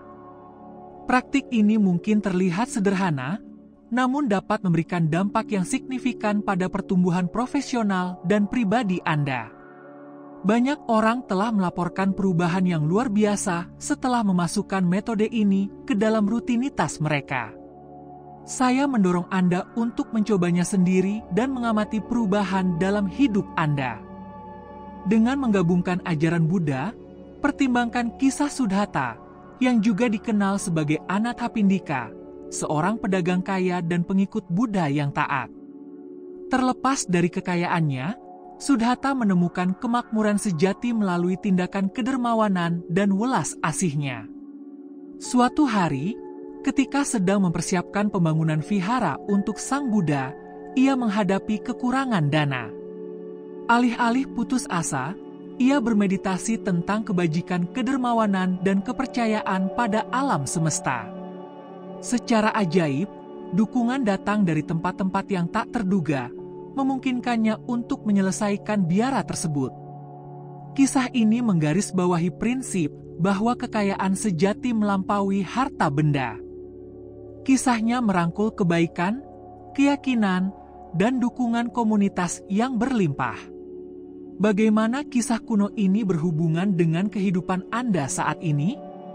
Sama seperti Suddhata yang menggabungkan sumber daya materialnya dengan praktik spiritual, Anda juga dapat menggabungkan tindakan praktis dengan afirmasi positif untuk mengundang kemakmuran. Dengan mempraktikkan ritual cengkeh, Anda tidak hanya mencari keuntungan finansial, tetapi Anda juga menyelaraskan diri Anda dengan energi alam semesta yang berlimpah, seperti yang dilakukan oleh Suddhata. Merefleksikan hal ini, pikirkan tentang bagaimana Anda dapat mengintegrasikan praktik-praktik kecil yang dilakukan secara sadar ke dalam rutinitas harian Anda untuk menarik kekayaan dan kesejahteraan. Pernahkah Anda memperhatikan bagaimana perubahan pola pikir dapat mengubah keadaan Anda? Dengan mempercayai kelimpahan di sekitar Anda dan melakukan tindakan simbolis yang disengaja seperti ritual cengkeh, Anda mungkin akan mendapati bahwa jalan Anda menuju kemakmuran menjadi lebih jelas. Kesimpulannya, menggabungkan ritual sederhana dengan rasa keyakinan yang mendalam dapat memberikan dampak yang signifikan dalam hidup Anda. Ingatlah, praktik cengkeh bukan hanya tentang menarik kekayaan, tetapi juga tentang menumbuhkan pola pikir kelimpahan dan kepercayaan diri. Seperti Suddhata, jalan Anda menuju kemakmuran sejati melibatkan langkah-langkah praktis dan keselarasan spiritual. Terimalah ajaran-ajaran ini dan saksikan perubahan yang terjadi dalam hidup Anda. Praktik kecil apa yang akan Anda mulai hari ini untuk menarik kemakmuran dan kesejahteraan ke dalam hidup Anda? Pernahkah Anda bertanya-tanya bagaimana sesuatu yang sederhana seperti siung bawang putih dapat mengubah hidup Anda? Bagaimana jika saya memberitahu Anda bahwa memanfaatkan kekuatannya dapat membuka jalan Anda menuju kesuksesan? Mari kita bahas bagaimana bahan makanan sehari-hari ini dapat menjadi sekutu Anda melawan hal-hal negatif, memastikan kemakmuran dan kedamaian dalam hidup Anda. Seperti yang pernah dikatakan oleh Sang Buddha, kesehatan adalah anugerah terbesar, kepuasan adalah kekayaan terbesar, dan kesetiaan adalah hubungan terbaik. Dengan memahami dan menggunakan kekuatan simbolis dan praktis dari bawang putih, Anda dapat mengembangkan kehidupan yang lebih sehat, lebih kaya, dan lebih puas. Di banyak budaya, orang menggantung bawang putih di rumah mereka tidak hanya untuk keperluan kuliner, tetapi juga untuk makna spiritualnya. Bawang putih dipercaya dapat mengusir hal-hal negatif, memastikan bahwa dapur Anda, yang merupakan bagian dari rumah dan simbol rezeki, tetap terlindungi. Praktik ini, yang berakar pada kebijaksanaan kuno, menunjukkan bahwa bawang putih bertindak sebagai perisai terhadap kemalangan. Bayangkan Anda masuk ke dalam rumah dengan bawang putih yang menggantung di langit-langit, tidak hanya memenuhi udara dengan aromanya yang menyengat, tetapi juga menangkal kekuatan negatif yang tak terlihat. Ini bukan hanya cerita rakyat, ini adalah tradisi yang didukung oleh kepercayaan selama berabad-abad. Kekuatan bawang putih benar-benar luar biasa. Kapanpun Anda merasa tersesat atau kewalahan, ingatlah bahwa satu siung bawang putih yang sederhana pun dapat menjadi sekutu yang kuat. Mengoleskan bawang putih pada kulit Anda mungkin terdengar seperti kisah kuno, tetapi memiliki manfaat praktis. Bawang putih menciptakan penghalang yang melindungi Anda dari bahaya, baik fisik maupun spiritual. Pegang siung dengan lembut, tutup mata Anda dan bayangkan cahaya terang yang membawa kedamaian dan kebahagiaan. Ucapkan afirmasi positif yang mengangkat Anda. Tindakan ini, dikombinasikan dengan keyakinan kuat Anda, akan mengaktifkan kekuatan bawang putih. Bukan hanya siung bawang putih itu sendiri, tapi juga niat dan keyakinan yang Anda tanamkan di dalamnya. Bawalah bawang putih bersama Anda sebagai teman setia yang akan melindungi Anda kemanapun Anda pergi. Entah itu di saku atau disembunyikan di balik pakaian Anda, awasi bawang putih saat Anda melakukan aktivitas sehari-hari. Jika ia mulai berubah, itu tandanya ia telah menyerap hal-hal negatif dan mengubahnya menjadi sesuatu yang positif. Jika hal ini terjadi, gantilah dengan bawang putih segar dan ulangi prosesnya. Ya, tindakan sederhana ini dapat membuat perbedaan yang signifikan dalam lingkungan yang penuh tekanan dan iri hati, terutama di tempat kerja. Menggunakan bawang putih setiap hari akan menunjukkan efek yang menguntungkan dan Anda tidak akan mau hidup tanpanya. Ini patut dicoba. Anda mungkin akan terkejut dengan keefektifannya. Memasukkan praktik-praktik ini ke dalam hidup Anda lebih dari sekadar penghormatan terhadap tradisi. Ini adalah cara untuk membawa keseimbangan dan kepositifan dalam rutinitas harian Anda. Simbolisme bawang putih mengingatkan kita bahwa terkadang hal-hal terkecil dapat memiliki dampak yang paling besar. Saat kita menghadapi tantangan hidup, penting untuk menemukan alat dan praktik yang membumi dan menjauhkan hal-hal negatif. Bawang putih, dengan sejarahnya yang kaya dan beragam manfaat, adalah salah satu alat tersebut. Di dunia yang serba cepat saat ini, sangat mudah untuk mengabaikan praktik-praktik sederhana namun ampuh ini. Tetapi dengan menghubungkan kembali dengan kebijaksanaan kuno, kita menemukan bahwa tradisi-tradisi ini mengandung pelajaran berharga bagi kehidupan modern. Dengan merangkul kekuatan bawang putih, Anda tidak hanya melindungi diri Anda dari hal-hal negatif, tetapi Anda juga mengundang kemakmuran dan kepositifan ke dalam hidup Anda. Tindakan kecil membawa bawang putih, memeriksa kondisinya dan menggantinya jika perlu, berfungsi sebagai pengingat konstan akan niat Anda untuk menjalani kehidupan yang penuh dengan kedamaian dan kelimpahan. Ingat, kunci untuk membuka potensi bawang putih terletak pada keyakinan dan afirmasi positif yang Anda ucapkan. Ketika Anda memasukkan praktik ini ke dalam hidup Anda akan menemukan bahwa hal ini menjadi kebiasaan, bagian kecil tapi penting dari rutinitas harian Anda. Praktik ini, yang berakar pada kebijaksanaan kuno, menawarkan cara nyata untuk meningkatkan kesejahteraan dan kesuksesan Anda. Dengan merangkul tradisi ini, Anda menyelaraskan diri Anda dengan kebijaksanaan berabad-abad dan mengundang energi positif ke dalam hidup Anda. Jadi cobalah. Bawalah 1 siung bawang putih. Ucapkan afirmasi Anda dan amati kekuatan transformatif yang dimilikinya. Ini bisa menjadi kunci untuk membuka kehidupan yang lebih makmur, damai, dan memuaskan. Seperti yang dikatakan oleh Sang Buddha dengan bijak, jangan memikirkan masa lalu. Jangan memimpikan masa depan. Berikan pikiran Anda saat ini. Rangkulah saat ini. Manfaatkan kekuatan bawang putih dan biarkan bawang putih memandu Anda menuju kesuksesan dan kebahagiaan. Nomor 3. Buat jimat yang kuat dengan sebuah kunci. Bayangkan memiliki jimat yang begitu kuat sehingga menghilangkan hal-hal negatif dan membuka jalan bagi peluang baru. Jimat yang membuat Anda optimis tentang masa depan, di mana setiap langkah dapat mengarah pada sesuatu yang luar biasa seperti pintu yang menunggu untuk dibuka. Mari ciptakan jimat keberuntungan yang kuat yang akan selalu menyertai Anda, memastikan hal-hal baik mengikuti Anda di setiap langkah. Jimat ini telah mengubah hidup saya, dan saya sangat senang berbagi rahasianya dengan Anda. Untuk menarik lebih banyak lagi rezeki, berikan komentar dan kirimkan uang di bawah ini. Mulailah dengan menemukan sebuah kunci. Kunci ini akan melakukan lebih dari sekedar membuka pintu fisik. Kunci ini dapat membuka semua hal baik yang Anda inginkan dalam hidup, seperti bisnis baru, rumah baru, atau bahkan mobil baru. Baik itu kunci baru atau yang sudah Anda miliki, pilihlah kunci yang cocok untuk Anda. Memilih gantungan kunci berwarna perak atau emas sangat penting, karena warna-warna ini diasosiasikan sebagai penarik uang dan kesuksesan, sehingga meningkatkan kekuatan gantungan kunci untuk membuka pintu kemakmuran.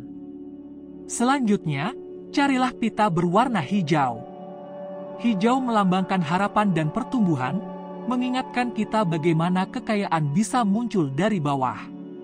Sekarang mari kita satukan semuanya.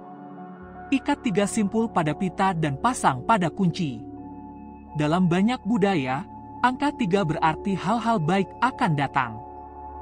Pegang kuncinya dan nyatakan dengan jelas bahwa saya siap untuk mendapatkan kekayaan dan kesuksesan dalam segala bentuk dan ukuran. Ulangi penegasan ini beberapa kali untuk memperkuatnya. Bawalah selalu jimat ini bersama Anda. Kenakan di leher Anda atau simpan di dalam tas Anda. Ini akan berfungsi sebagai pengingat konstan bahwa hal-hal baik sedang dalam perjalanan.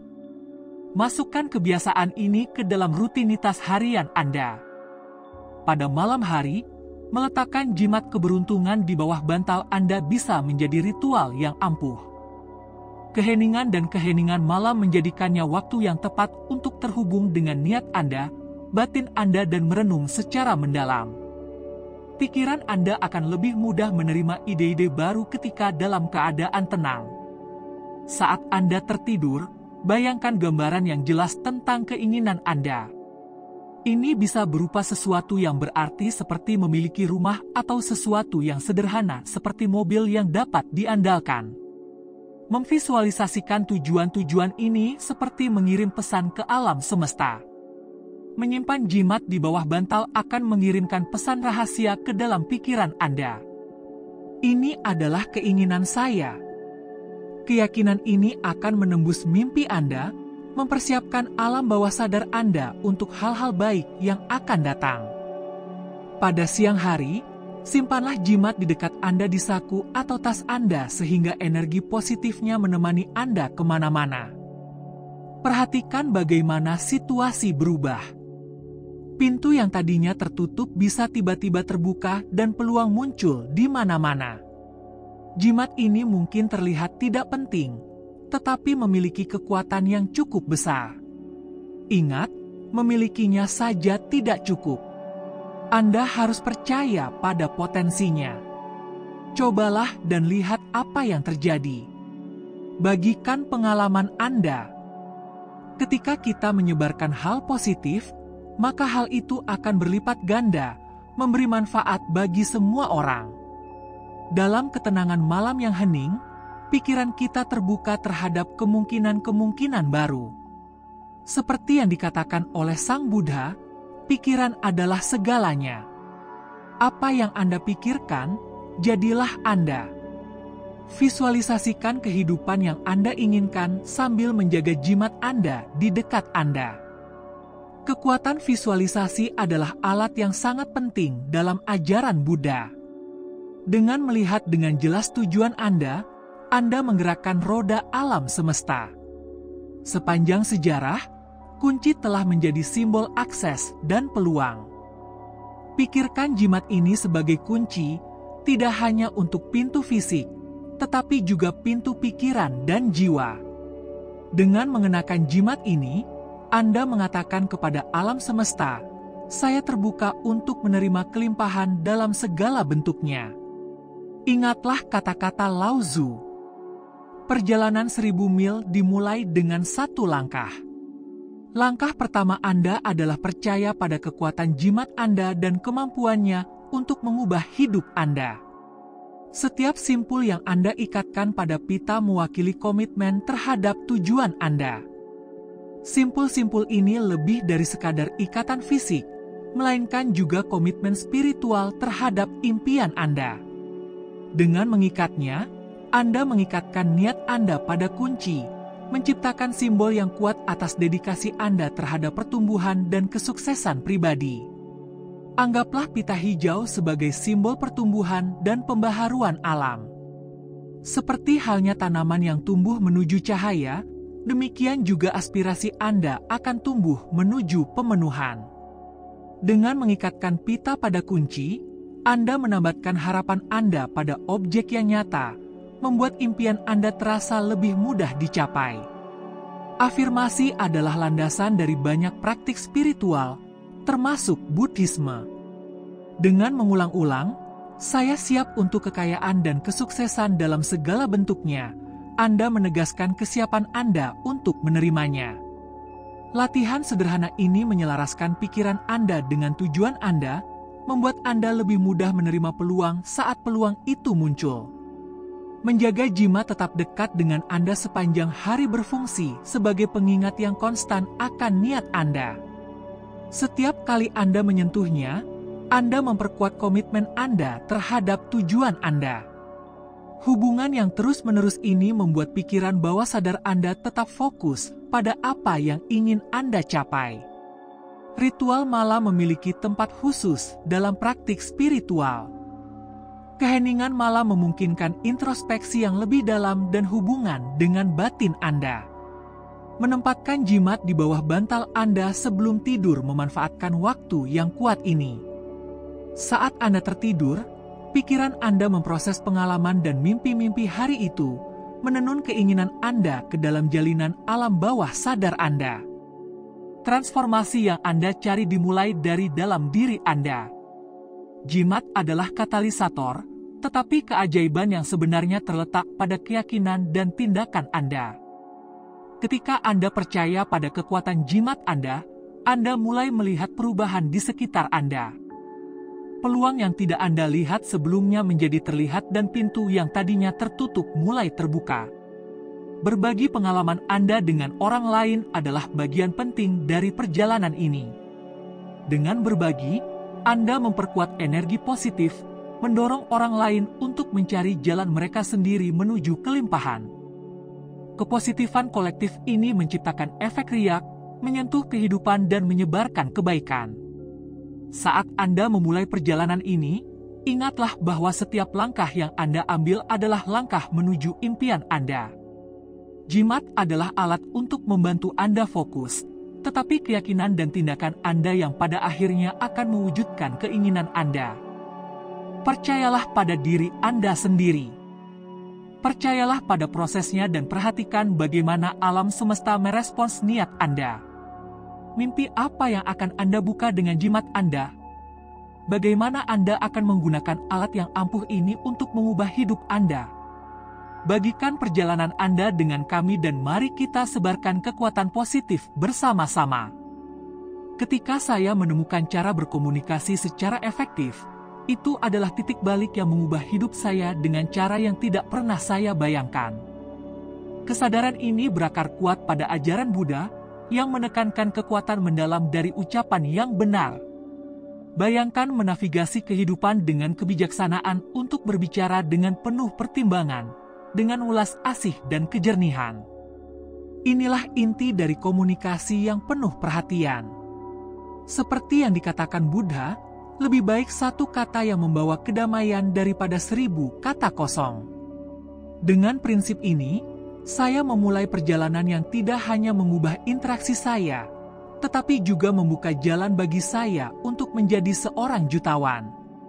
Berbagi praktik-praktik ini dapat menjadi transformatif bagi semua orang di sekitar Anda. Setiap orang yang Anda cerahkan dengan prinsip-prinsip ini akan menjadi mercusuar cahaya yang memperluas jangkauan kebijaksanaan yang kuat ini. Menjalani hari Anda dengan ritual-ritual ini akan memberikan Anda tujuan dan perlindungan. Dengan mengubah cara Anda berinteraksi dengan dunia, peluang menjadi lebih mudah diakses dan tantangan yang dulunya tampak luar biasa menjadi dapat dikelola. Ini bukan hanya tentang benda-benda fisik, tapi juga pola pikir yang mereka kembangkan. Pola pikir kelimpahan, perlindungan, dan kepositifan benar-benar dapat menjadi pengubah permainan. Ketika Anda terus menggunakan simbol-simbol ini, bawang putih yang melindungi Anda, paku yang menarik kekayaan dan kunci yang membuka peluang, Anda dapat mengembangkan pemahaman yang lebih dalam tentang maknanya. Benda-benda ini lebih dari sekadar jimat. Benda-benda tersebut merupakan manifestasi dari kebenaran yang lebih besar tentang kekuatan niat. Dengan memfokuskan pikiran Anda pada hasil yang positif, Anda secara aktif membentuk realitas Anda. Prinsip ini, yang diakui di seluruh budaya dan waktu, menggarisbawahi bahwa ritual-ritual ini adalah bentuk perawatan diri. Praktik-praktik ini menawarkan Anda waktu sejenak untuk fokus pada kebutuhan dan keinginan Anda, memperkuat niat Anda. Hal ini dapat menjadi aktivitas yang menenangkan dan menstabilkan, membantu Anda untuk menangani tekanan dalam kehidupan sehari-hari dengan lebih lancar. Ketika Anda menjadi terbiasa dengan ritual ini, Anda mungkin akan melihat perubahan halus di sekitar Anda. Orang-orang mungkin merespons Anda dengan lebih positif. Peluang mungkin muncul lebih sering, dan rasa kesejahteraan secara umum dapat meningkat. Tanda-tanda ini menunjukkan bahwa upaya Anda beresonansi, bahwa energi yang Anda pancarkan membuat Anda kembali ke jalur yang benar. Di masa-masa sulit, ritual-ritual ini dapat menjadi sumber kenyamanan dan kekuatan. Mengetahui bahwa Anda memiliki alat untuk melindungi diri Anda dan menarik keberuntungan dapat memberdayakan Anda, memberi Anda ketahanan untuk menghadapi rintangan dengan percaya diri. Hal ini sangat berharga selama periode ketidakpastian atau perubahan, memberikan landasan yang stabil untuk menavigasi situasi baru. Anggaplah bawang putih dan kunci tidak hanya sebagai benda, tetapi sebagai simbol perjalanan dan komitmen Anda terhadap kesejahteraan Anda. Setiap penggunaan akan menegaskan kembali niat Anda untuk menjalani hidup yang berkelimpahan dan terlindungi. Penguatan yang terus-menerus ini membantu menanamkan keyakinan ini di alam bawah sadar Anda, menjadikannya bagian permanen dari realitas Anda. Seiring berjalannya waktu, Anda dapat menyesuaikan ritual-ritual ini agar lebih sesuai dengan kebutuhan dan keadaan Anda. Evolusi alami ini meningkatkan efektivitasnya, menjadikannya lebih pribadi dan kuat. Kuncinya adalah untuk tetap terhubung dengan niat inti dari perlindungan, kelimpahan, dan kepositifan. Detail dari ritual ini bisa fleksibel selama Anda tetap fokus pada tujuan-tujuan ini. Salah satu fitur yang paling mencolok dari praktik-praktik ini adalah kesederhanaannya. Mereka tidak memerlukan alat khusus atau persiapan yang rumit, sehingga dapat diakses oleh semua orang. Kemudahan integrasi ini memastikan bahwa mereka dapat menjadi bagian rutin dari rutinitas harian Anda, sehingga meningkatkan efektivitasnya. Ketika Anda menjadi lebih selaras dengan praktik-praktik ini, Anda mungkin menjadi lebih selaras dengan energi di sekitar Anda. Kepekaan yang meningkat ini dapat membantu Anda menavigasi lingkungan dengan lebih baik, dengan cepat mengenali potensi tantangan dan peluang. Hal ini juga dapat meningkatkan hubungan Anda dengan orang lain, karena Anda menjadi lebih sadar akan energi yang mereka bawa ke dalam ruang Anda. Dalam dunia yang serba cepat saat ini, komunikasi yang efektif adalah keterampilan penting yang dapat membuka pintu dan menciptakan peluang baru. Seperti yang diajarkan oleh Sang Buddha, kata-kata memiliki kekuatan untuk menghancurkan dan menyembuhkan. Ketika kata-kata itu benar dan baik, mereka dapat mengubah dunia kita. Dengan belajar berbicara dengan benar, Anda dapat menumbuhkan lingkungan yang saling menghormati dan memahami, komponen penting untuk sukses di bidang apapun. Hal ini tidak hanya meningkatkan hubungan pribadi, tetapi juga memperkaya interaksi profesional. Komunikasi yang penuh kesadaran, seperti ritual sederhana namun kuat yang disebutkan di atas, dapat dengan mudah diintegrasikan ke dalam kehidupan sehari-hari. Dimulai dengan berlatih mendengarkan secara aktif, yang melibatkan konsentrasi penuh, memahami, merespons, dan kemudian mengingat apa yang dikatakan. Praktik ini sejalan dengan ajaran Buddha tentang mendengarkan secara mendalam, sebuah bentuk meditasi yang mendorong rasa welas asih dan empati. Ketika Anda mendengarkan secara mendalam, Anda tidak hanya mendengar kata-kata, tetapi juga memahami emosi dan niat yang mendasarinya, yang secara signifikan dapat meningkatkan respons dan interaksi Anda. Selain mendengarkan, perhatikan juga kata-kata Anda. Bicaralah dengan niat, pastikan kata-kata Anda jujur, bermanfaat, dan baik. Praktik ini dapat mengubah percakapan Anda, sehingga menghasilkan pertukaran yang lebih bermakna dan produktif. Seiring dengan meningkatnya kemampuan komunikasi Anda akan melihat bahwa orang-orang akan lebih bersedia mendengarkan Anda dan pengaruh Anda akan tumbuh. Hal ini dapat mengarah pada peluang yang lebih besar dalam kehidupan pribadi dan profesional Anda, memperkuat prinsip bahwa begitu saya belajar berbicara dengan benar, saya menjadi seorang jutawan. Selain itu, energi yang Anda curahkan ke dalam kata-kata dan tindakan Anda dapat memberikan dampak yang besar bagi orang-orang di sekitar Anda. Ketika Anda mempraktikkan komunikasi yang penuh kesadaran, Anda akan melihat efek riak yang secara positif memengaruhi komunitas Anda dan menciptakan lingkungan yang penuh kepercayaan dan kerjasama. Hal ini sejalan dengan konsep Buddhis tentang keterkaitan, di mana tindakan dan perkataan Anda berkontribusi pada kesejahteraan bersama. Kesimpulannya, komunikasi yang efektif berdasarkan prinsip-prinsip Buddha tentang ucapan benar dapat menjadi alat yang ampuh untuk kesuksesan pribadi dan profesional. Dengan mempraktikkan komunikasi yang penuh kesadaran, Anda dapat menghadapi tantangan hidup dengan lebih mudah, membangun hubungan yang lebih kuat, dan membuka pintu menuju peluang-peluang baru. Ingatlah, lidah, seperti pisau yang tajam, dapat membunuh tanpa mengeluarkan darah. Oleh karena itu, gunakanlah kata-kata Anda dengan bijak untuk menciptakan dampak yang positif. Ketika Anda melanjutkan perjalanan ini, Anda akan menemukan bahwa kemampuan Anda untuk berkomunikasi secara efektif menjadi landasan perjalanan Anda menuju kesuksesan, kekayaan, dan kepuasan. Untuk mencapai kesuksesan dan kelimpahan sejati, sangat penting untuk mengenali kekuatan komunikasi yang mendalam. Seperti yang dikatakan oleh Buddha, lebih baik daripada 1000 kata kosong adalah satu kata yang membawa kedamaian. Kemampuan untuk berbicara dengan benar, dengan kejelasan dan tujuan, memiliki potensi untuk mengubah tidak hanya kehidupan Anda sendiri, tetapi juga kehidupan orang-orang di sekitar Anda. Ketika saya belajar mengartikulasikan pikiran dan niat saya secara efektif, saya sedang dalam perjalanan untuk menjadi seorang jutawan. Kesadaran ini menggarisbawahi pentingnya berbicara dengan penuh perhatian, sebuah prinsip utama dalam ajaran Buddha yang menganjurkan komunikasi yang jujur, bermanfaat, dan baik hati. Berbagi praktik ini dengan teman dan keluarga sangat bermanfaat. Tidak hanya menyebarkan kepositifan, tetapi juga menumbuhkan jaringan dukungan dan niat bersama. Energi kolektif ini dapat memperkuat efek ritual, memperkuat rasa kebersamaan dan koneksi. Bayangkan sebuah komunitas di mana setiap orang mempraktikkan ucapan yang penuh kesadaran dan berbagi energi positif. Pola pikir kolektif tentang kelimpahan dan perlindungan dapat menjadi kekuatan yang kuat untuk kebaikan yang bermanfaat bagi semua orang yang terlibat.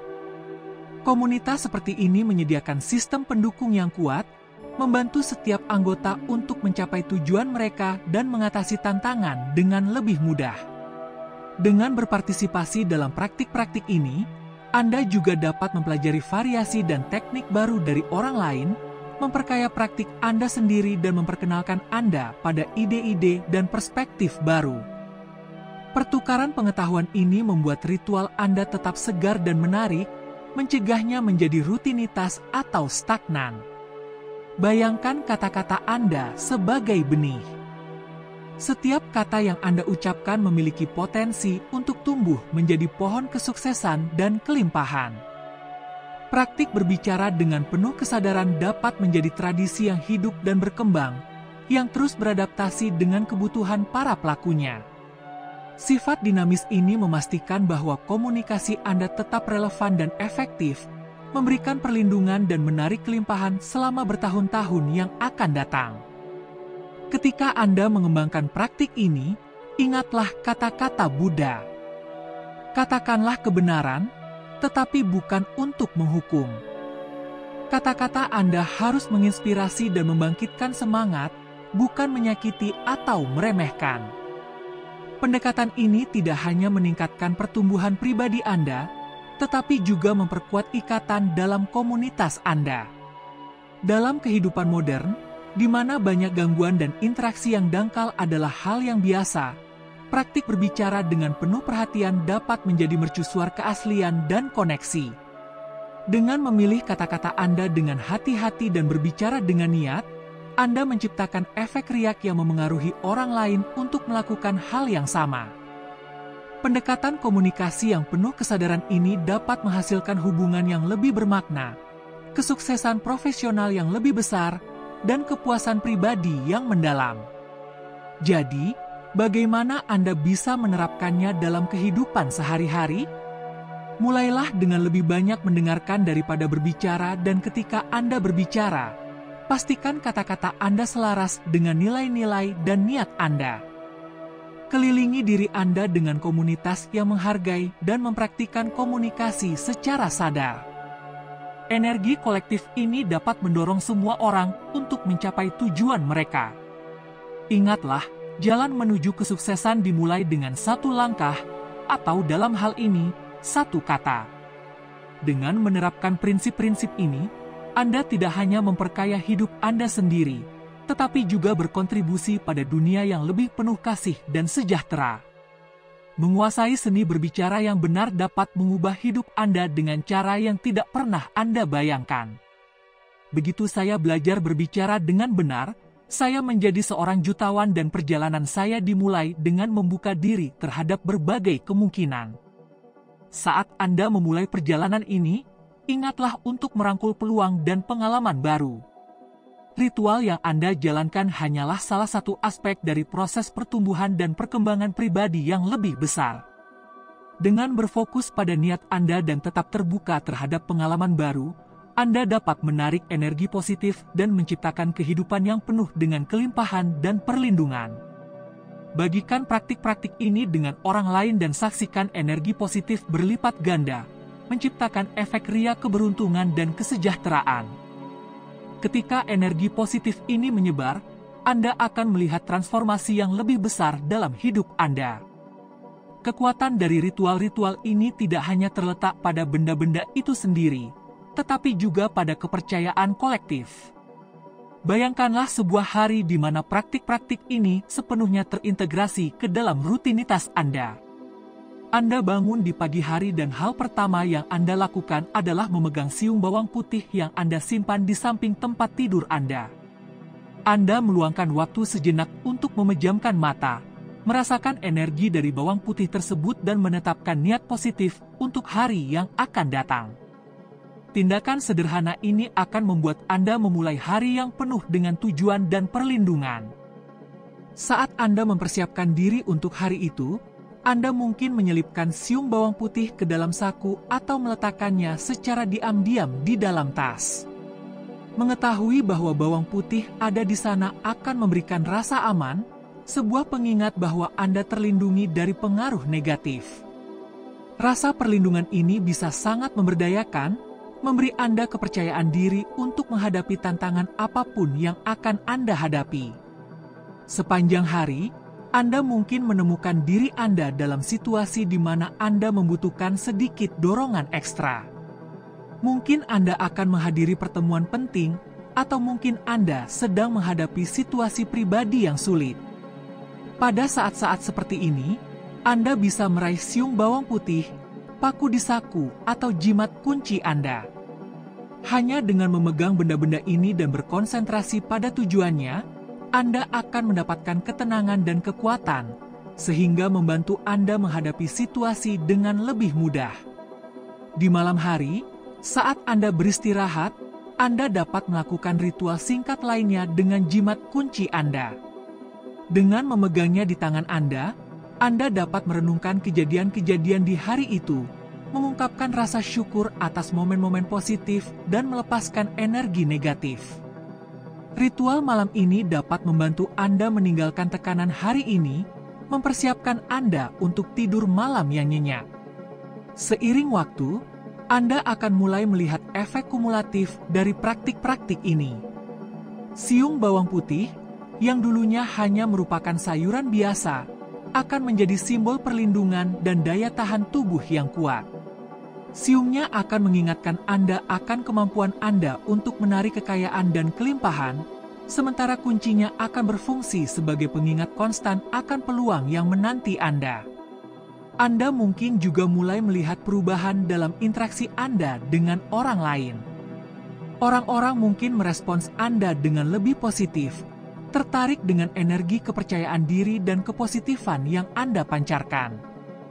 Hal ini dapat mengarah pada hubungan yang lebih kuat, baik secara pribadi maupun profesional, menciptakan jaringan dukungan yang semakin meningkatkan rasa kesejahteraan Anda. Dampak dari ritual ini dapat melampaui kehidupan pribadi Anda dan juga memengaruhi upaya profesional Anda. Rasa percaya diri dan perlindungan yang Anda rasakan dapat menghasilkan kesuksesan yang lebih besar di tempat kerja, membantu Anda meraih peluang dan mengatasi rintangan. Hal ini dapat mengarah pada kemajuan karir, pertumbuhan finansial, dan rasa kepuasan yang lebih besar dalam kehidupan profesional Anda. Sebuah kisah Buddhis yang kuat yang menyoroti perjalanan ini adalah tentang murid Buddha, Ananda. Ananda dikenal karena kerendahan hati dan keterbukaannya untuk belajar. Meskipun menghadapi banyak tantangan, ia tetap berkomitmen pada latihan dan ajaran Buddha. Suatu hari, Sang Buddha memberikan Ananda sebuah tugas yang tampaknya mustahil, yaitu menemukan sekuntum bunga yang mewakili intisari dari semua bunga. Tekad dan keterbukaan Ananda menuntunnya dalam sebuah perjalanan pencarian, dan akhirnya menemukan bunga yang melambangkan keterkaitan semua kehidupan. Kisah ini mengajarkan kita bahwa dengan tetap terbuka dan berkomitmen pada latihan kita dapat mengatasi rintangan dan mencapai wawasan yang mendalam serta kesuksesan. Ketika Anda menjadi lebih berpengalaman dalam praktik-praktik ini, Anda mungkin menemukan bahwa Anda menginspirasi orang lain dengan jalan Anda. Berbagi pengalaman dan perubahan positif yang Anda saksikan dapat memotivasi orang-orang di sekitar Anda untuk menerapkan praktik serupa. Berikut ini adalah beberapa ritual dan praktik khusus yang telah membawa perubahan positif dalam hidup Anda. Menetapkan niat di pagi hari memulai setiap hari dengan niat yang jelas dapat membuat suasana hati menjadi positif dan membantu Anda tetap fokus pada tujuan Anda. Bersyukur membuat jurnal tentang hal-hal yang Anda syukuri setiap hari dapat mengubah pola pikir Anda menjadi pola pikir yang berlimpah dan positif. Pernapasan yang penuh kesadaran meluangkan waktu beberapa saat untuk fokus pada pernapasan Anda dapat mengurangi stres dan meningkatkan kesadaran Anda pada saat ini. Visualisasi meluangkan waktu untuk memvisualisasikan tujuan dan impian Anda dapat membantu mewujudkannya menjadi kenyataan dengan menyelaraskan pikiran bawah sadar Anda dengan keinginan Anda. Afirmasi mengulangi afirmasi positif dapat memperkuat keyakinan dan niat Anda sehingga Anda tetap termotivasi dan percaya diri. Praktik-praktik ini, bersama dengan ritual menggunakan bawang putih, cengkeh, dan jimat kunci, menciptakan pendekatan holistik untuk menarik kelimpahan, perlindungan, dan kepositifan ke dalam hidup Anda. Dengan mengintegrasikan ritual-ritual ini ke dalam rutinitas harian Anda tidak hanya meningkatkan pertumbuhan pribadi Anda, tetapi juga berkontribusi pada energi kolektif kesejahteraan dan kesuksesan. Tetap terbuka terhadap kemungkinan dan peluang baru adalah kunci untuk pertumbuhan dan transformasi pribadi. Berikut adalah beberapa pertanyaan untuk merefleksikan perjalanan Anda dan mendorong interaksi dengan orang lain. Apakah saya terbuka untuk mengeksplorasi ide dan perspektif baru? Berpikiran terbuka memungkinkan Anda untuk mempertimbangkan sudut pandang dan pendekatan yang berbeda, sehingga menumbuhkan kreativitas dan inovasi dalam hidup Anda. Apakah saya menerima perubahan atau menolaknya? Perubahan seringkali membawa peluang baru. Renungkan bagaimana Anda biasanya merespons perubahan dan apakah menyesuaikan pola pikir Anda dapat membuka pintu menuju kemungkinan-kemungkinan baru. Apakah saya bersedia untuk keluar dari zona nyaman saya? Pertumbuhan seringkali terjadi ketika kita menantang diri kita sendiri dan mencoba hal-hal baru.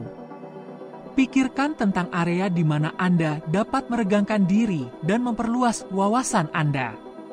Bagaimana saya menghadapi kemunduran dan tantangan?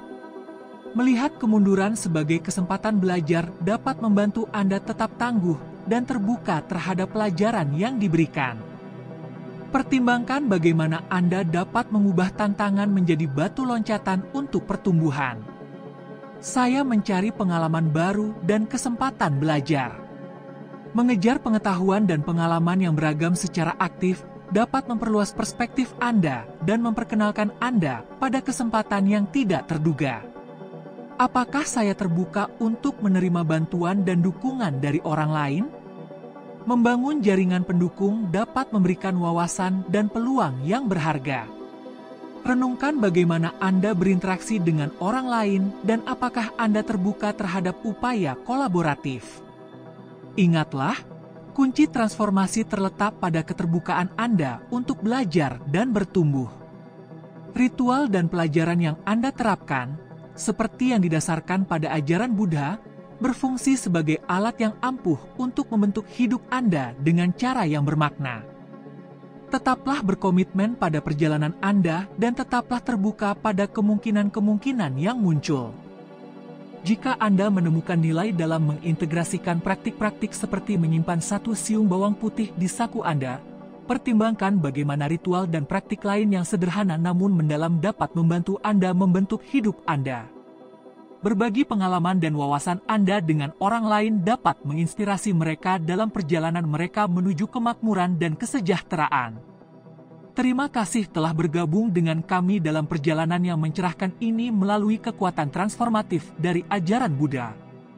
Jika Anda menikmati konten ini, mohon tunjukkan dukungan Anda dengan menyukai, membagikan, dan berlangganan saluran kami dengan menyalakan notifikasi untuk mendapatkan informasi terbaru tentang video-video kami yang akan datang yang penuh dengan kebijaksanaan dan nasihat praktis yang tak lekang oleh waktu. Praktik kecil apa yang akan Anda mulai hari ini untuk menarik kemakmuran dan kesejahteraan ke dalam hidup Anda? Bagikan pemikiran dan pengalaman Anda di kolom komentar di bawah ini. Perjalanan dan perspektif Anda dapat menginspirasi orang lain dan berkontribusi pada komunitas yang berkembang dan positif. Terima kasih telah menyimak sampai akhir video ini. Sampai jumpa lagi di lain waktu.